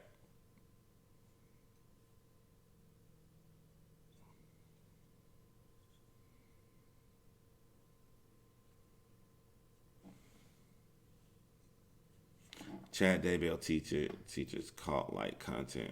He brainwashed Lori and Alex. He deceived his friends. He was running 2 different lives. Yeah. Somebody told me, I think it was one of my moms maybe. Somebody told me some of the lines Chad tried out on Lori, he tried out on other people. And that makes sense to me because that's what I said in my video titled Lord of Illusions, Chad Daybell. I said that illusionists are totally fine understanding that their methods are not going to work on the majority of people. They're going to work. They're going to work. They're not going to work like 90 to 95% of the time. But it is in the consistency of the illusionists, how consistent they are. Sort of like a guy in Nigeria in an internet cafe. He's running the same Nigerian scam all day long, and people are cussing him out in his email, telling him, we don't believe we have a rich uncle with millions of dollars that want to give us. He's getting cussed out all day long. All he needs is one person. That one person he gets will make up for all those days of sitting in that internet cafe running that scam. So while he ran these lines on multiple women and it didn't work, he got one. He got Lori Vallow. And from that one, 5 people are gone. Only 4 I care about, but 5 people are gone.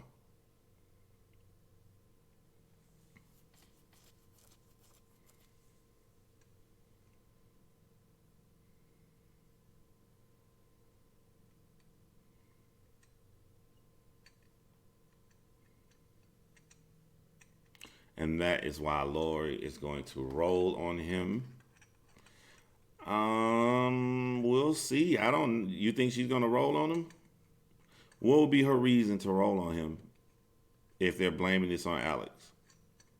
I would love it if she did. Don't get me wrong. But it seems like they're going to blame this on Alex.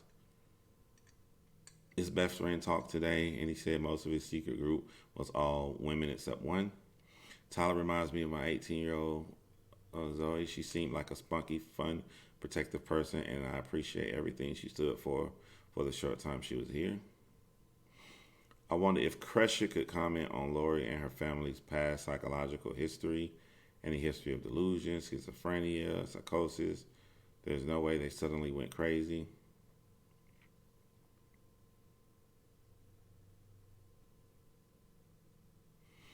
You guys may be underestimating the human brain. What's my man's name in Waco? David Koresh. David Koresh convinced grown adult men to stop sleeping with their wives and to let him sleep with their wives because it's a sin, but he loves them so much that he wants to be the only person to bear the sin upon himself. So to take all of this pain in on himself, he is going to go in there and do the hard deed of having sex with all of their wives, and they believed it. You can convince the human brain to do some crazy stuff when someone believes you, especially when it comes to religion. If they believe you're the Messiah, if they believe you are the anointed one, you'd be surprised at what they can get other people to do. I was raised to always be the better person. My limits are being tested to their fullest. I don't know why, but MP's multiple responses expressing love for Jay Gentile, it disturbed me to my core. I would be upset too, because the reason you're upset, Kresha, is because you know she's lying. She's lying about someone that you care deeply, deeply for. And we live in a world where we have to hide how we feel. We live in a world that's not fair because she should be in jail too.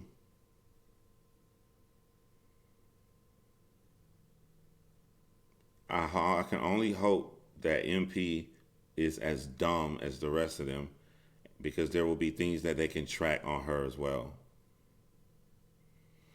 Especially when it's coming to the shots taken at her ex-husband.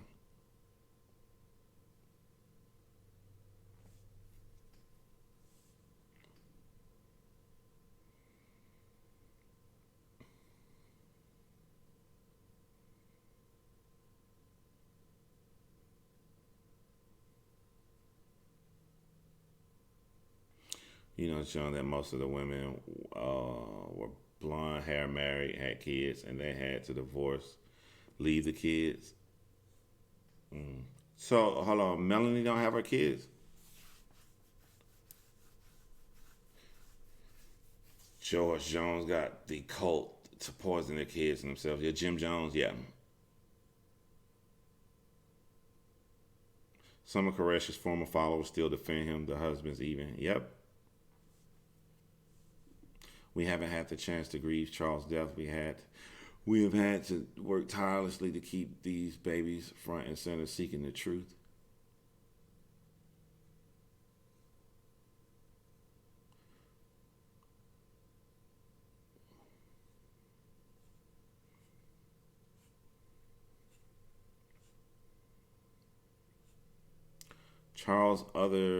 Charles' two other children have seemed to be forgotten in all the drama. I have no problem with them being forgotten, as far as I wouldn't want my children in the public if something happened to me. I would want them quietly away to live normal lives and grieve the death alone. I don't think the public needs to know everything. I am totally fine without ever hearing from Charles Vallow's children. You know, you see what happened with Shanann Rusek's family. They came out publicly and people hate them, people badger them, people put them down. People still cover a case in their name that they told to leave alone just to make money off of their name. I'm totally fine with his children not being in the forefront.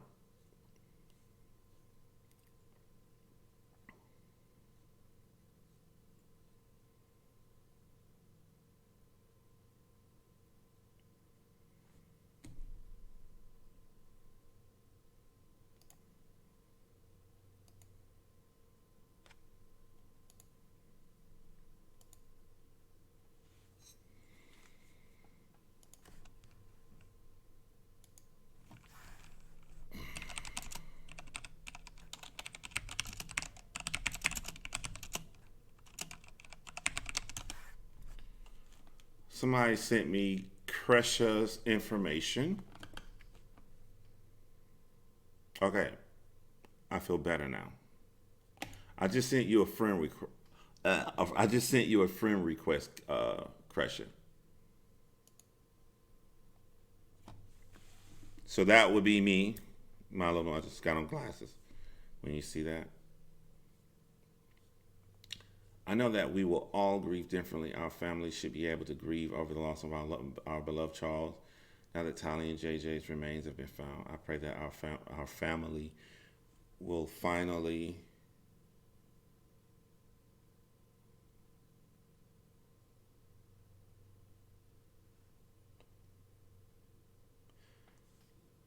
well.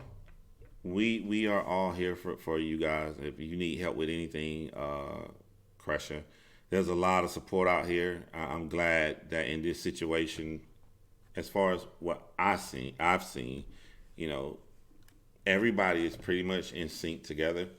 Uh, we all clearly see who the perpetrators are. In some cases, even though it's right up front, you still get like a weird group that goes against the grain. But no, pretty much everybody knows Lori Daybell, and you'll notice on my channel I always call her Lori Daybell. This is the name you're willing to wipe out your entire family to have. I'm going to call you that name. I'm not going to call you Charles' last name because he didn't want you to have his last name when he realized that you were crazy. But everybody pretty much seems to be in sync on who the perpetrators are and how we feel.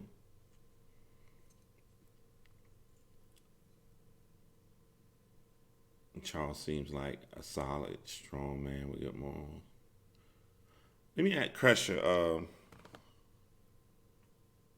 is there anything about JJ that you would like the public to know that hasn't been said?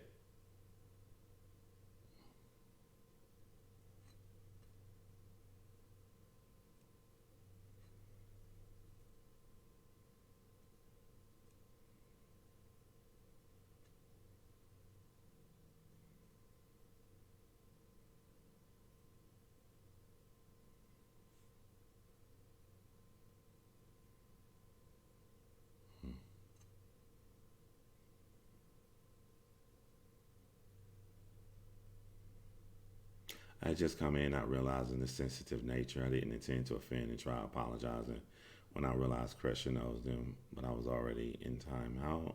It's okay. Timeout, like, if someone was doing something bad, they just be blocked, you know?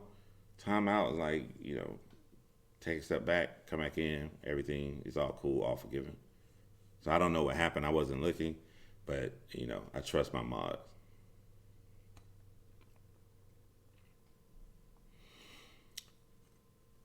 Vallow is a good family name, and I didn't want her to smear it. Look down here, and yeah, we call her Lori Daybell. Rolls right off my tongue, easy. That's all I say. That's what you wanted to be.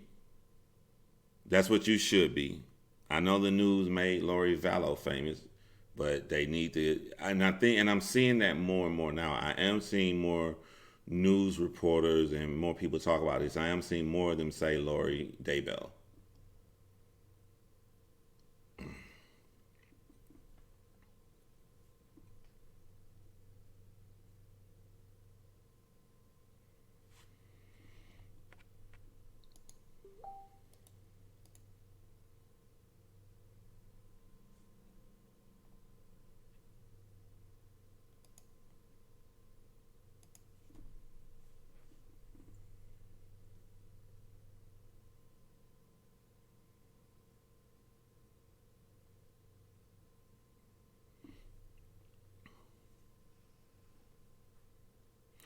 Charles seemed like such an amazing man, so loving to everyone in his life, even after being so hurt. He still loved his beautiful example of human kindness. Yeah, because just in the way he said that she took his 35K, like some people would be steaming furious. He was just like, he was crying out for help. He was like, I need y'all help.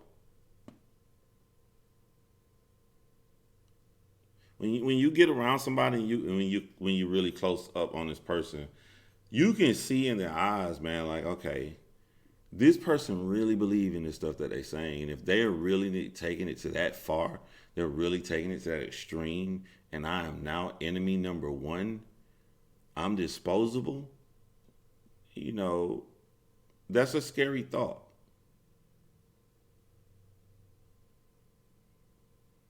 I never know which last name to pitch for Lori, so I just call her Lorcifer. Lorcifer. That's a funny one. You can tell how loving, kind, and gentle Charles was. The truth is out there, and the evildoers have been exposed. Thanks be to God for that.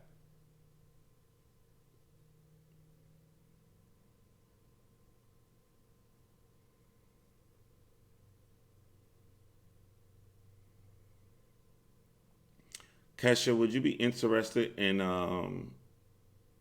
not tonight? I mean, it's pretty live. And I'll talk to you. I see you accepted my request. But as would you be interested in speaking about this publicly, uh, like on a live like we're doing now?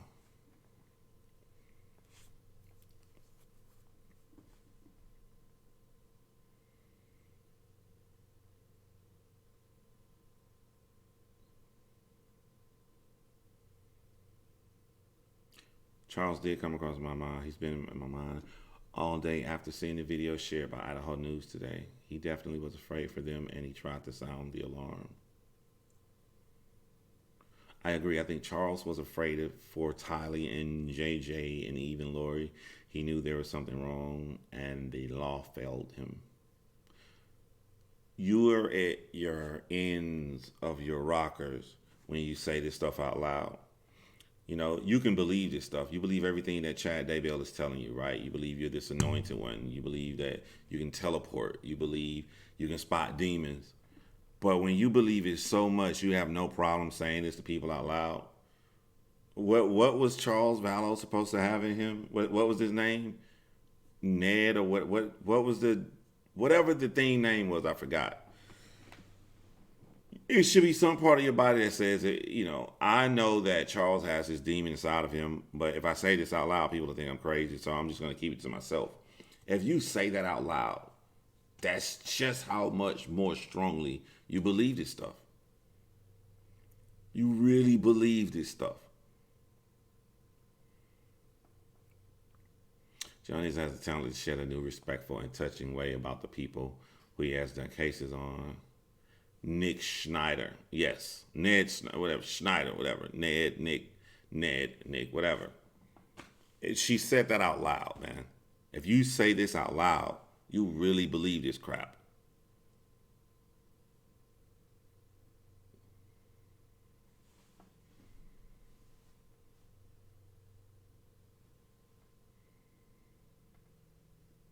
JJ. Oh, okay. I'm getting your name wrong. Crusher. JJ came into this world as our little warrior. He was premature, born with many obstacles, and he blew our minds with how easily he superseded our expectations. And that's what I heard of JJ as well. This is how intelligent he was. I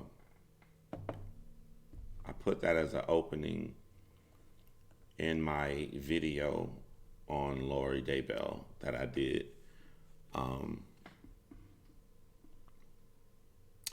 Opening the video asking the deceased child of another case that we knew for a fact was deceased, that just in case if JJ was deceased and he was walking around, you know, could he take care of him? How does a dude that looks like he's been made by a child playing Play-Doh get this woman to kill her whole family? My last convo with my Uncle Charles was me telling him just how much I admired how patient and gentle he interacted with JJ.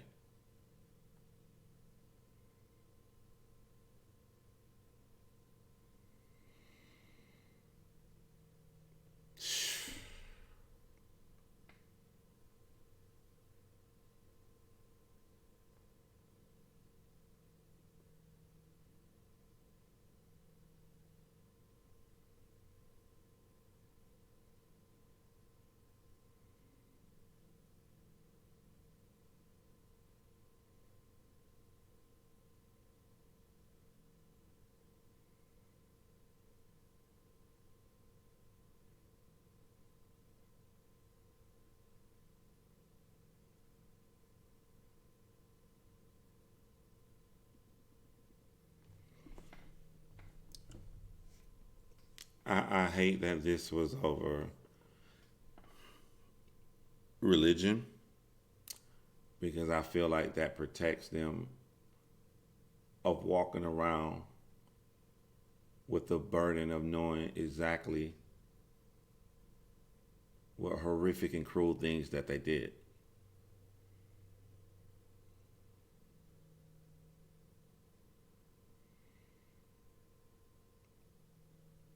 I'm so sorry that kid lost his life.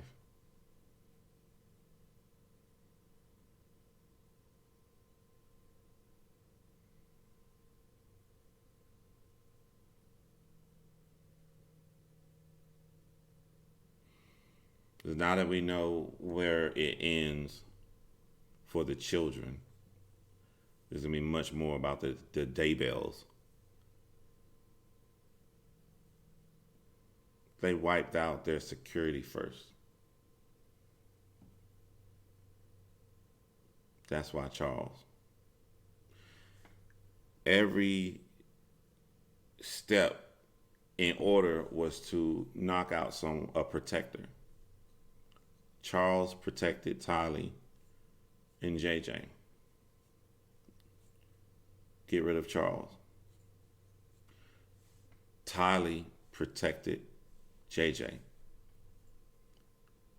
Get rid of Tylee. Until you walk this little kid down to an apartment with Alex alone.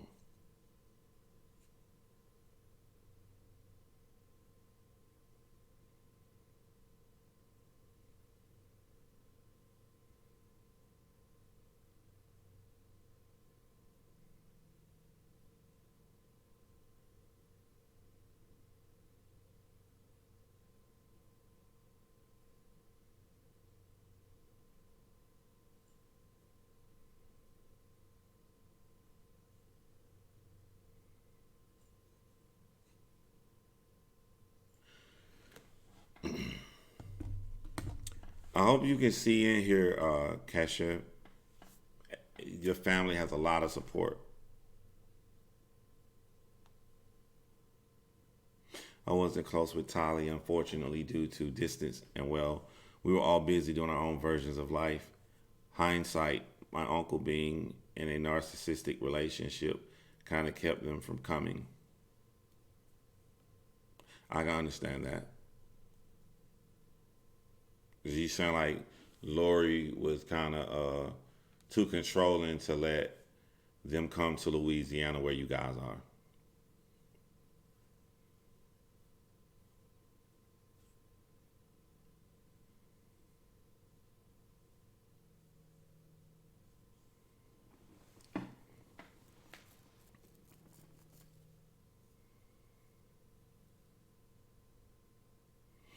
Versus so many of us having to travel to Arizona and Hawaii to visit. We loved them when they came to visit.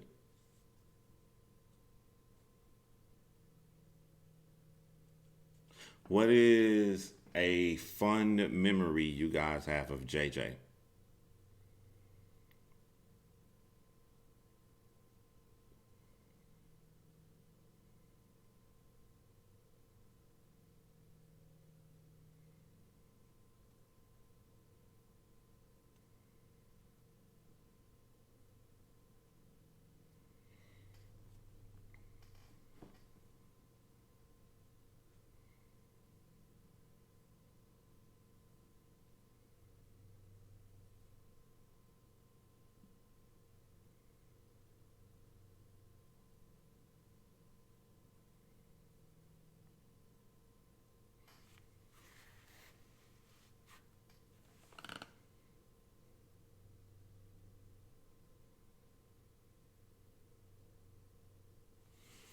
I just keep replying her smirk over and over.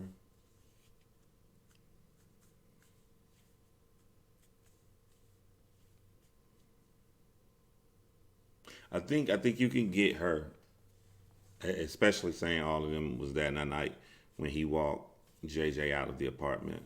I think you can get. I think you can get Lori for murder.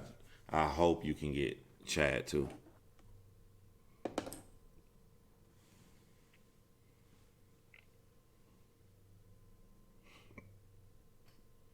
Hate to say it, but Lori's a narcissist, and it's coming for them to start having major problems with their kids once they get independent and start pushing back. Lori said Tyler became a zombie. Yeah, zombie, their excuse to go and take the lives of innocent children. I feel the support from all of you guys. There's no way these babies would have ever been found as quick as they have without all of us, all of you. Thanks from the bottom of mine and my family's heart.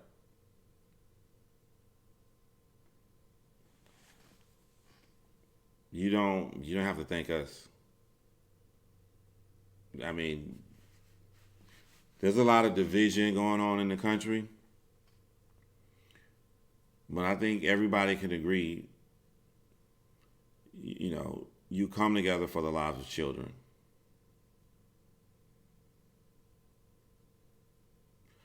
Crusher, we love you, even if we don't, even if we don't see you. I hope you and your parents, brothers, get some good mental health treatment, therapy, work, and prayers are sent out to your fam from all parts of the world. Suck at typing, y'all. Nah, you're fine, Crusher. Are you going to go to the trials? And that's pretty far.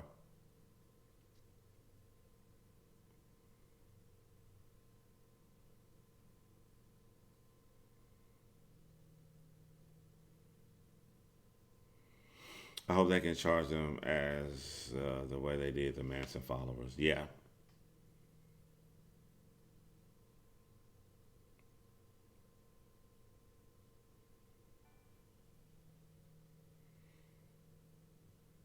Thank you to whoever just subscribed again. I barely hear this. I gotta fix that.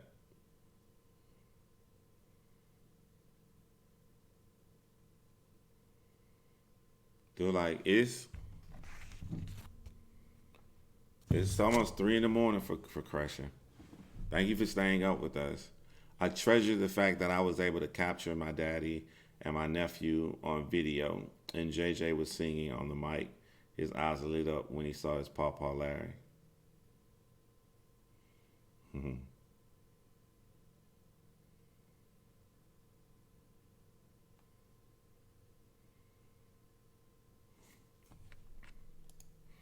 Let me see your messages.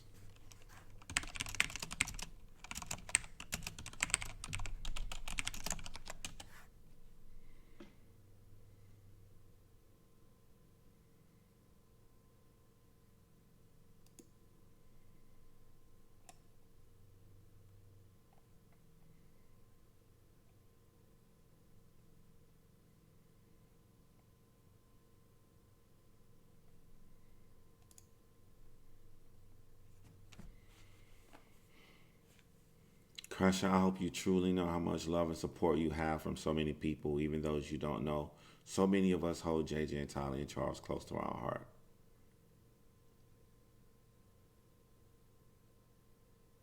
Whenever you feel overwhelmed, keep your eye on the good, Charles, JJ Spirits, Tyler Spunk, and everyone trying to help.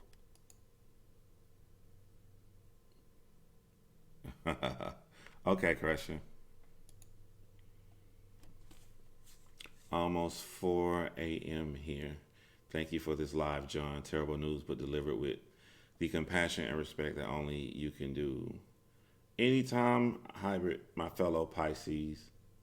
I just want to give Larry a big hug. Him and Kay do so much for this case. They're angels. Yes, and their determination.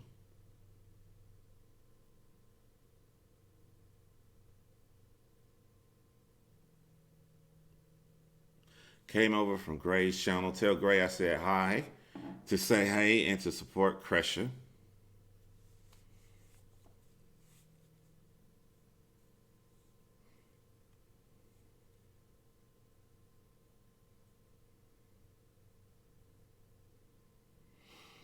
Well, we'll definitely be following everything here.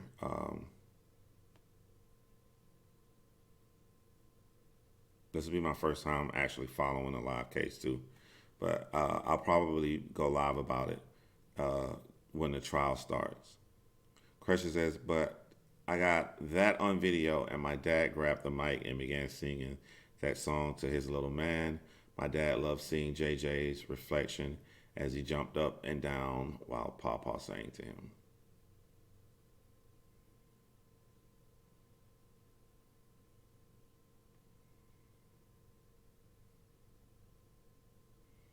And you know what, Crusher?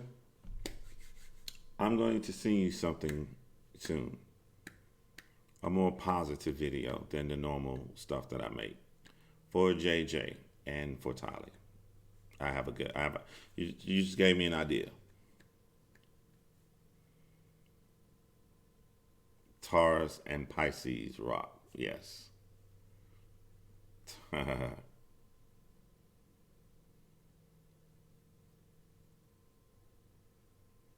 If it wasn't for Kay and Larry, who knows how long it would have been taken before the truth would have come out. Yeah. I'm as honest as the day is long. So this is the first time I ran across my feed.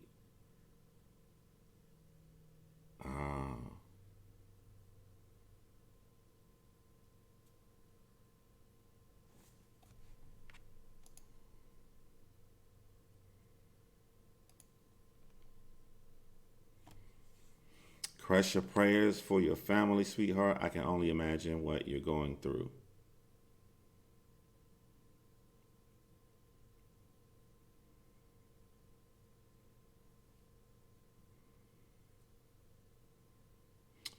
February, first day of Pisces.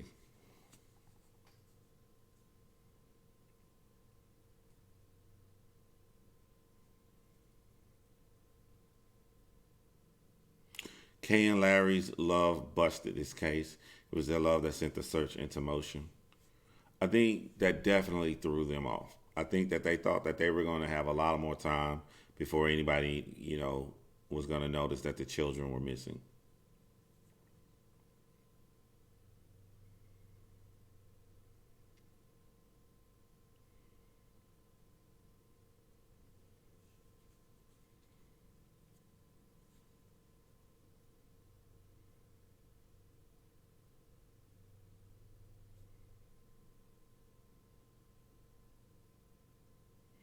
Larry's love for JJ was so pure, and we all have seen it. Kay's determination to keep fighting kept everyone motivated to seek answers.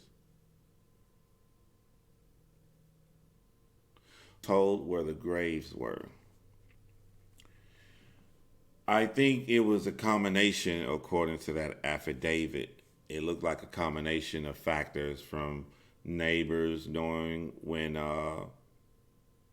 the grave, checking text messages, or when he told Tammy he just so happened to kill a raccoon right when they were checking Alex's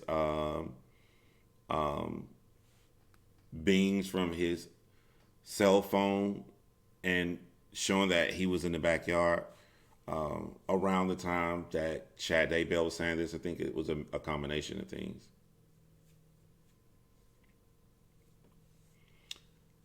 I asked this in Gray's earlier stream, but has everyone seen Melanie Pulowski's parents' divorce papers? It is wild. Was posted on Reddit.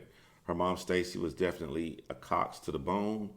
I have not seen that, Moni. I'd be interested in looking at that. Larry said he would never rest until these children were found.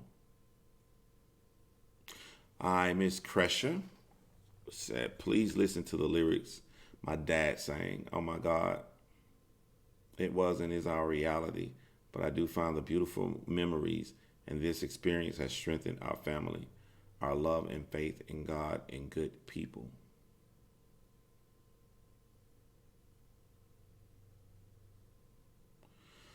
Let Larry and Kay know, and they want to hear directly from the good people. They can come here, and everybody strongly supports them. Supports you too, Crusher. Supports everyone. And it's really hard to find the right thing when something so bad has happened. Just to find the right thing to say.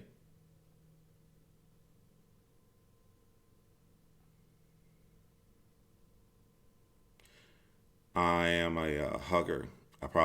hug you if you was here, in real life.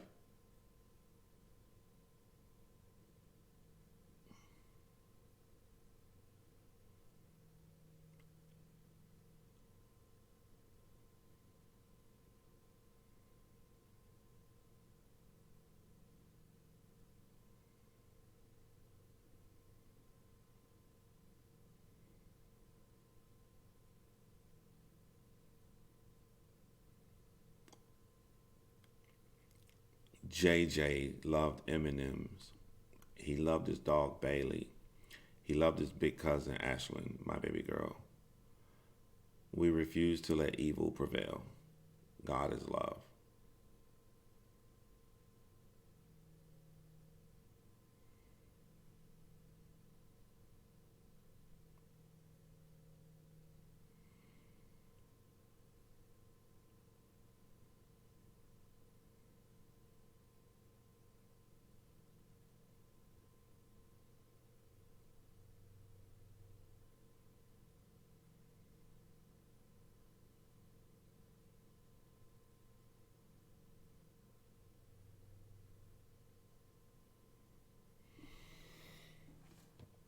Let's just raise awareness and learn from all the mistakes made. Not only learn, but change. The change starts within ourselves.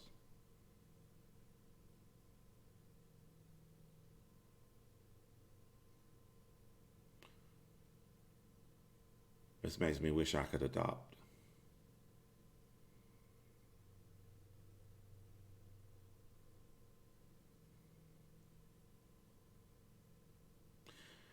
But I will take your words literally, Crusher. I'm going to take your words literally, especially when you say the change starts within ourselves.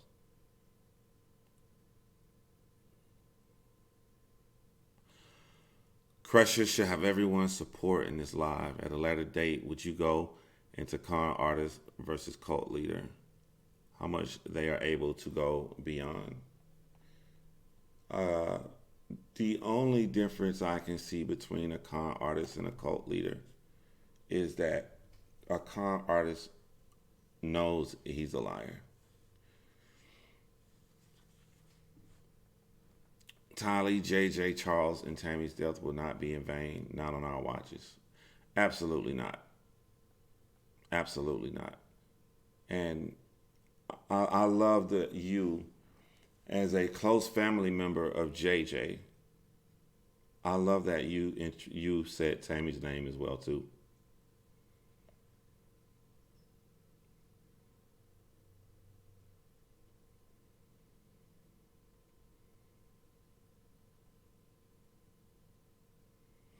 The biggest lesson that I've seen was when Larry spoke of JJ. The love was so powerful and it was so true. That's what we must aim for now. No, I'm not in a position to adopt Brandy. I was like, I'm by myself now with my four. So the situation has changed. I always said that the plan was always to adopt, but life changes. But.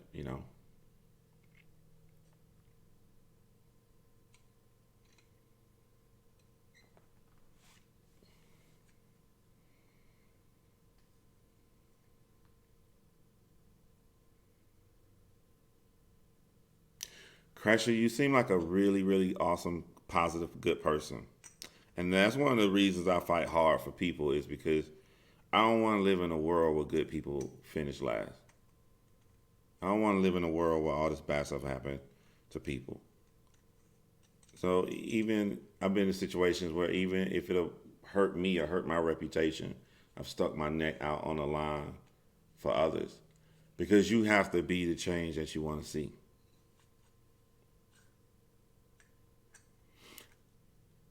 Crusher says, I mourn over a woman I never met.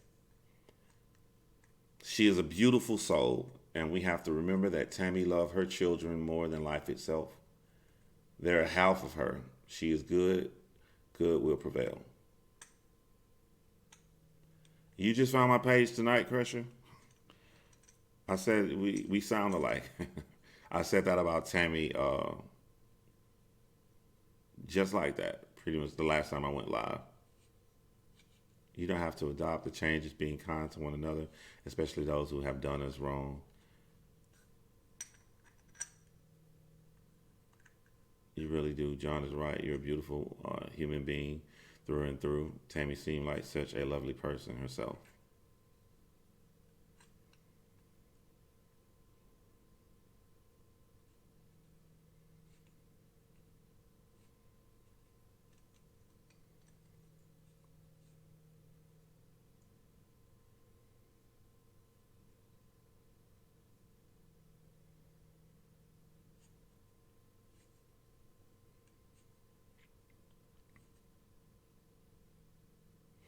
John, that's why it's so important for you to continue rising up and giving voices to those who have no voice.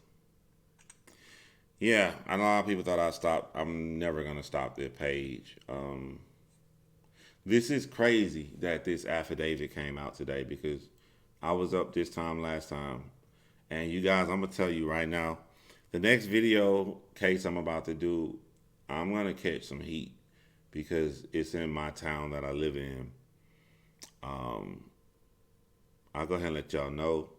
It's the Jennifer Rosenbaum case when she adopted the two children of a girl she went to high school with. Turns out she really didn't like the girl she went to high school with. And she used her narcissism to torture her children over a span of 4 months until she ended the life of her old classmate's little girl. Her and her husband. And this case that I'm going to do, the family are on social media. The family will come to your page and they will come after you. My friend Live Abuse Free, she did a psychoanalysis on Jennifer Rosenbaum on her channel, and Jennifer Rosenbaum's sister came after her.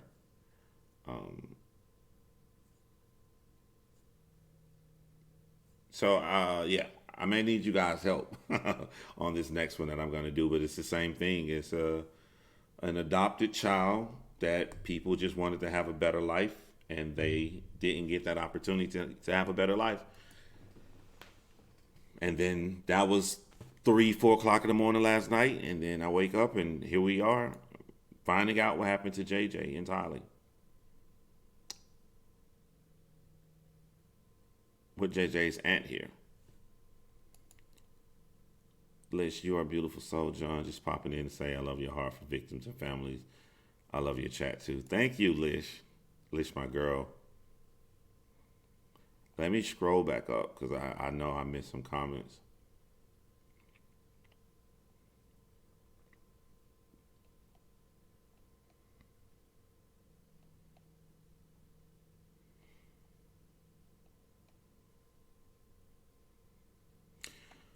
But bad stuff does happen to good people. We can't let evil win by allowing hatred. I refuse to let Lori and company rent space within my heart and soul.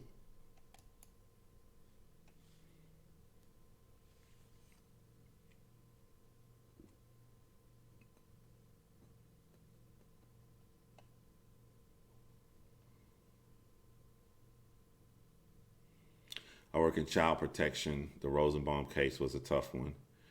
Yeah, I went to Layla's grave today. Layla's grave is 15 minutes from where I live. It's right down the street. 15 minutes, 2 roads.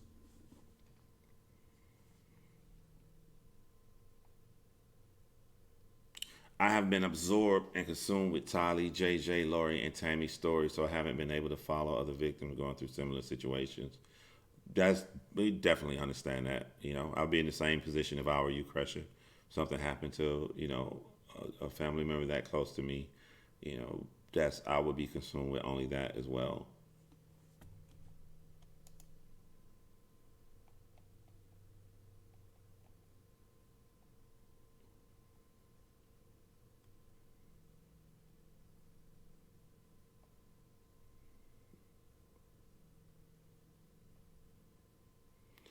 but you can expect evil to come against you when you are exposing them with the light of truth. Hold your ground, let the wind blow, and eventually the storm will pass.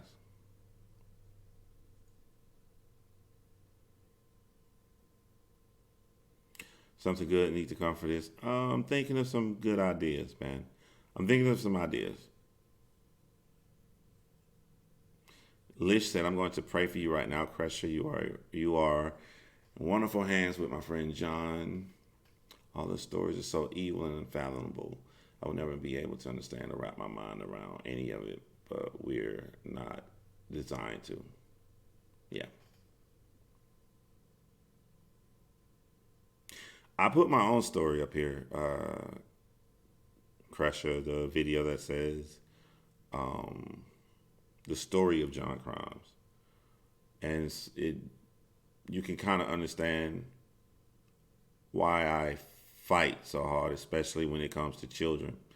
And I never even noticed until I look back at my videos.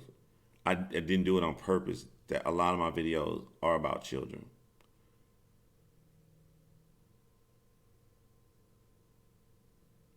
John wants to chat. Good morning. Just popping in to say hi, Albert Wine, in the afternoon.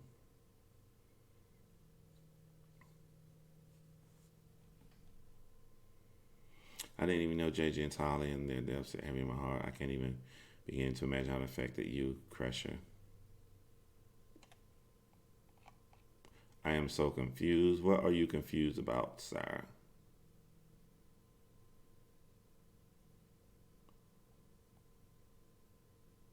Wow, these innocent babies, senseless and so selfish. Yeah. Yeah, you're gonna. I don't know if you may. I don't know if you're gonna want to watch my next video, Crusher, because there's some similarities. It's some similarities, and just into that whole situation and JJ.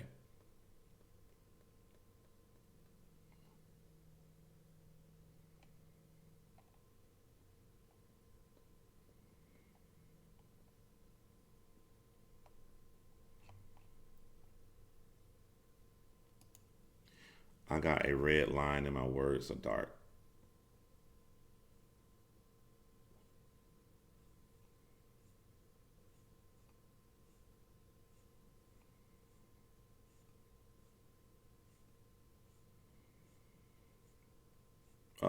Sarah thinks she's blocked. You're not blocked.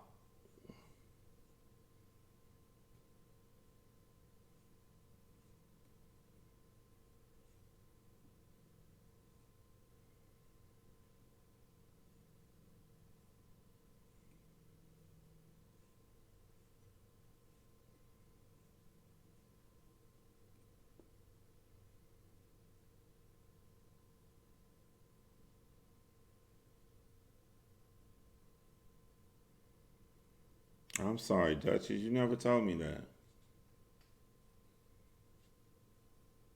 Good ideas are happening. Yes. That reminds me, because I thought I was dreaming. We got JJ and Tolly, the affidavit, right? But also, I don't even know if I can say this. Let me know if I can say any details, Courtney. I don't know if I can say this yet. This is another case I'm working on. I love your videos, John. You always make me look at things from a new angle. I appreciate all your hard work and brilliant mind. Thank you for your voice and views. Anytime, Moni B. Anytime.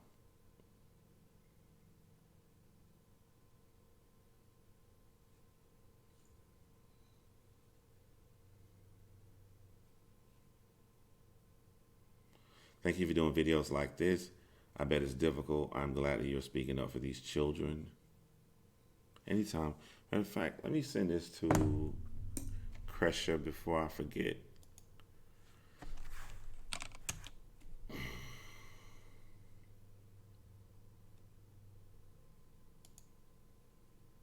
As soon as I open a new window, Chad Daybell, Chad Daybell, Chad Daybell, Chad Daybell, Court TV, Chad Daybell, Gray Hughes, Chad Daybell.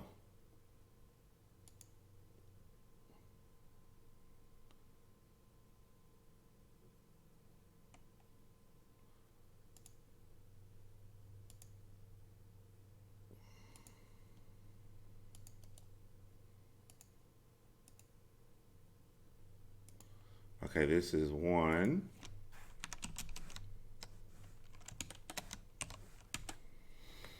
And I'll send 2.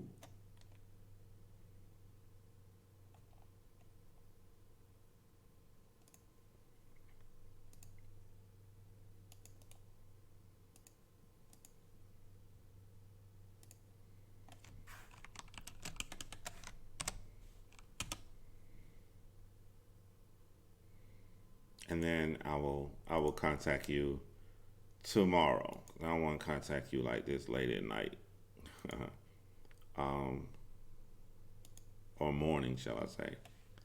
Thank you, John, for giving voice to the voiceless. You do the work of angels, literally. R.I.P. R.I. Power, J.J. and Tali.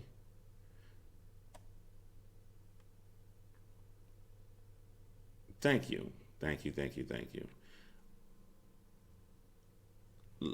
Let me know of any donation or fund or anything we can give to Crusher. Send me that information, and we would do that as well too. And I'll put what Hybrid Pisces or anyone else during the stream, any donations that they gave, I will send it over to anything we can do to help JJ, Tali, also Larry K, you guys, your entire family. I love this new family and am more than happy to do my part in bringing truth to light.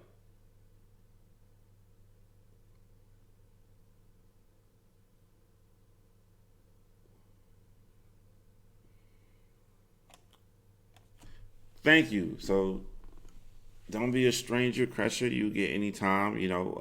We'll be here.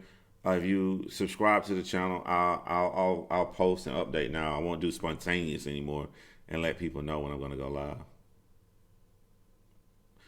Oh my God, right? If I have to hear the words contrary or want speculation and rumors, yeah. I hope the trials come soon so we don't have to, yeah. Yeah.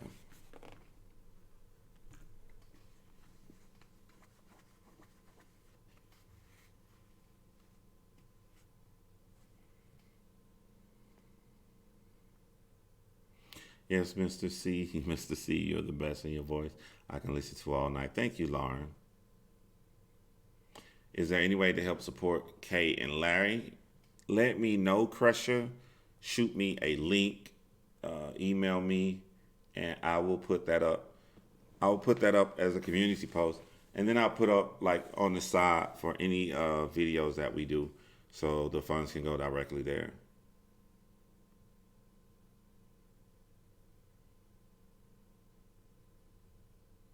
Anytime, Gene. I'm about to end it anyway, Gene. I didn't see who, but someone asked Jennifer. So she was in her care as a foster for 4 months. Poor sweet angel. Yeah, I always do the video first, then talk about it. I don't like to talk about it a whole bunch before I do the video on it. But it'll be coming up here soon. This is a different video because I live here. I live in the town that all of this happened in.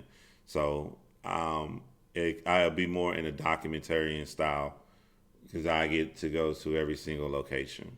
And I went to Layla's grave today.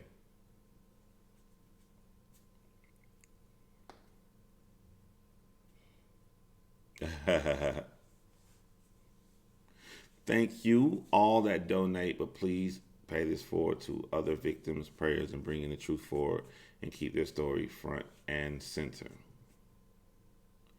Definitely. Definitely. So like even like if there's nothing for Larry or Kay or JJ entirely, um, I'll find out is there anything for Layla. It's weird saying that name because that's my boss name. I'll find if anything for Layla, and that's it.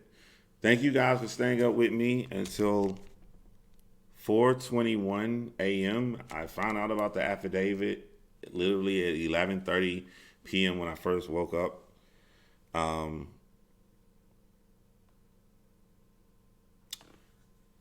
I may go live Sunday if I'm not doing anything. Sunday may be the next live, and I'll try to go live once a week for you guys. But and keep the videos coming out. Thank you, Crusher, for coming over.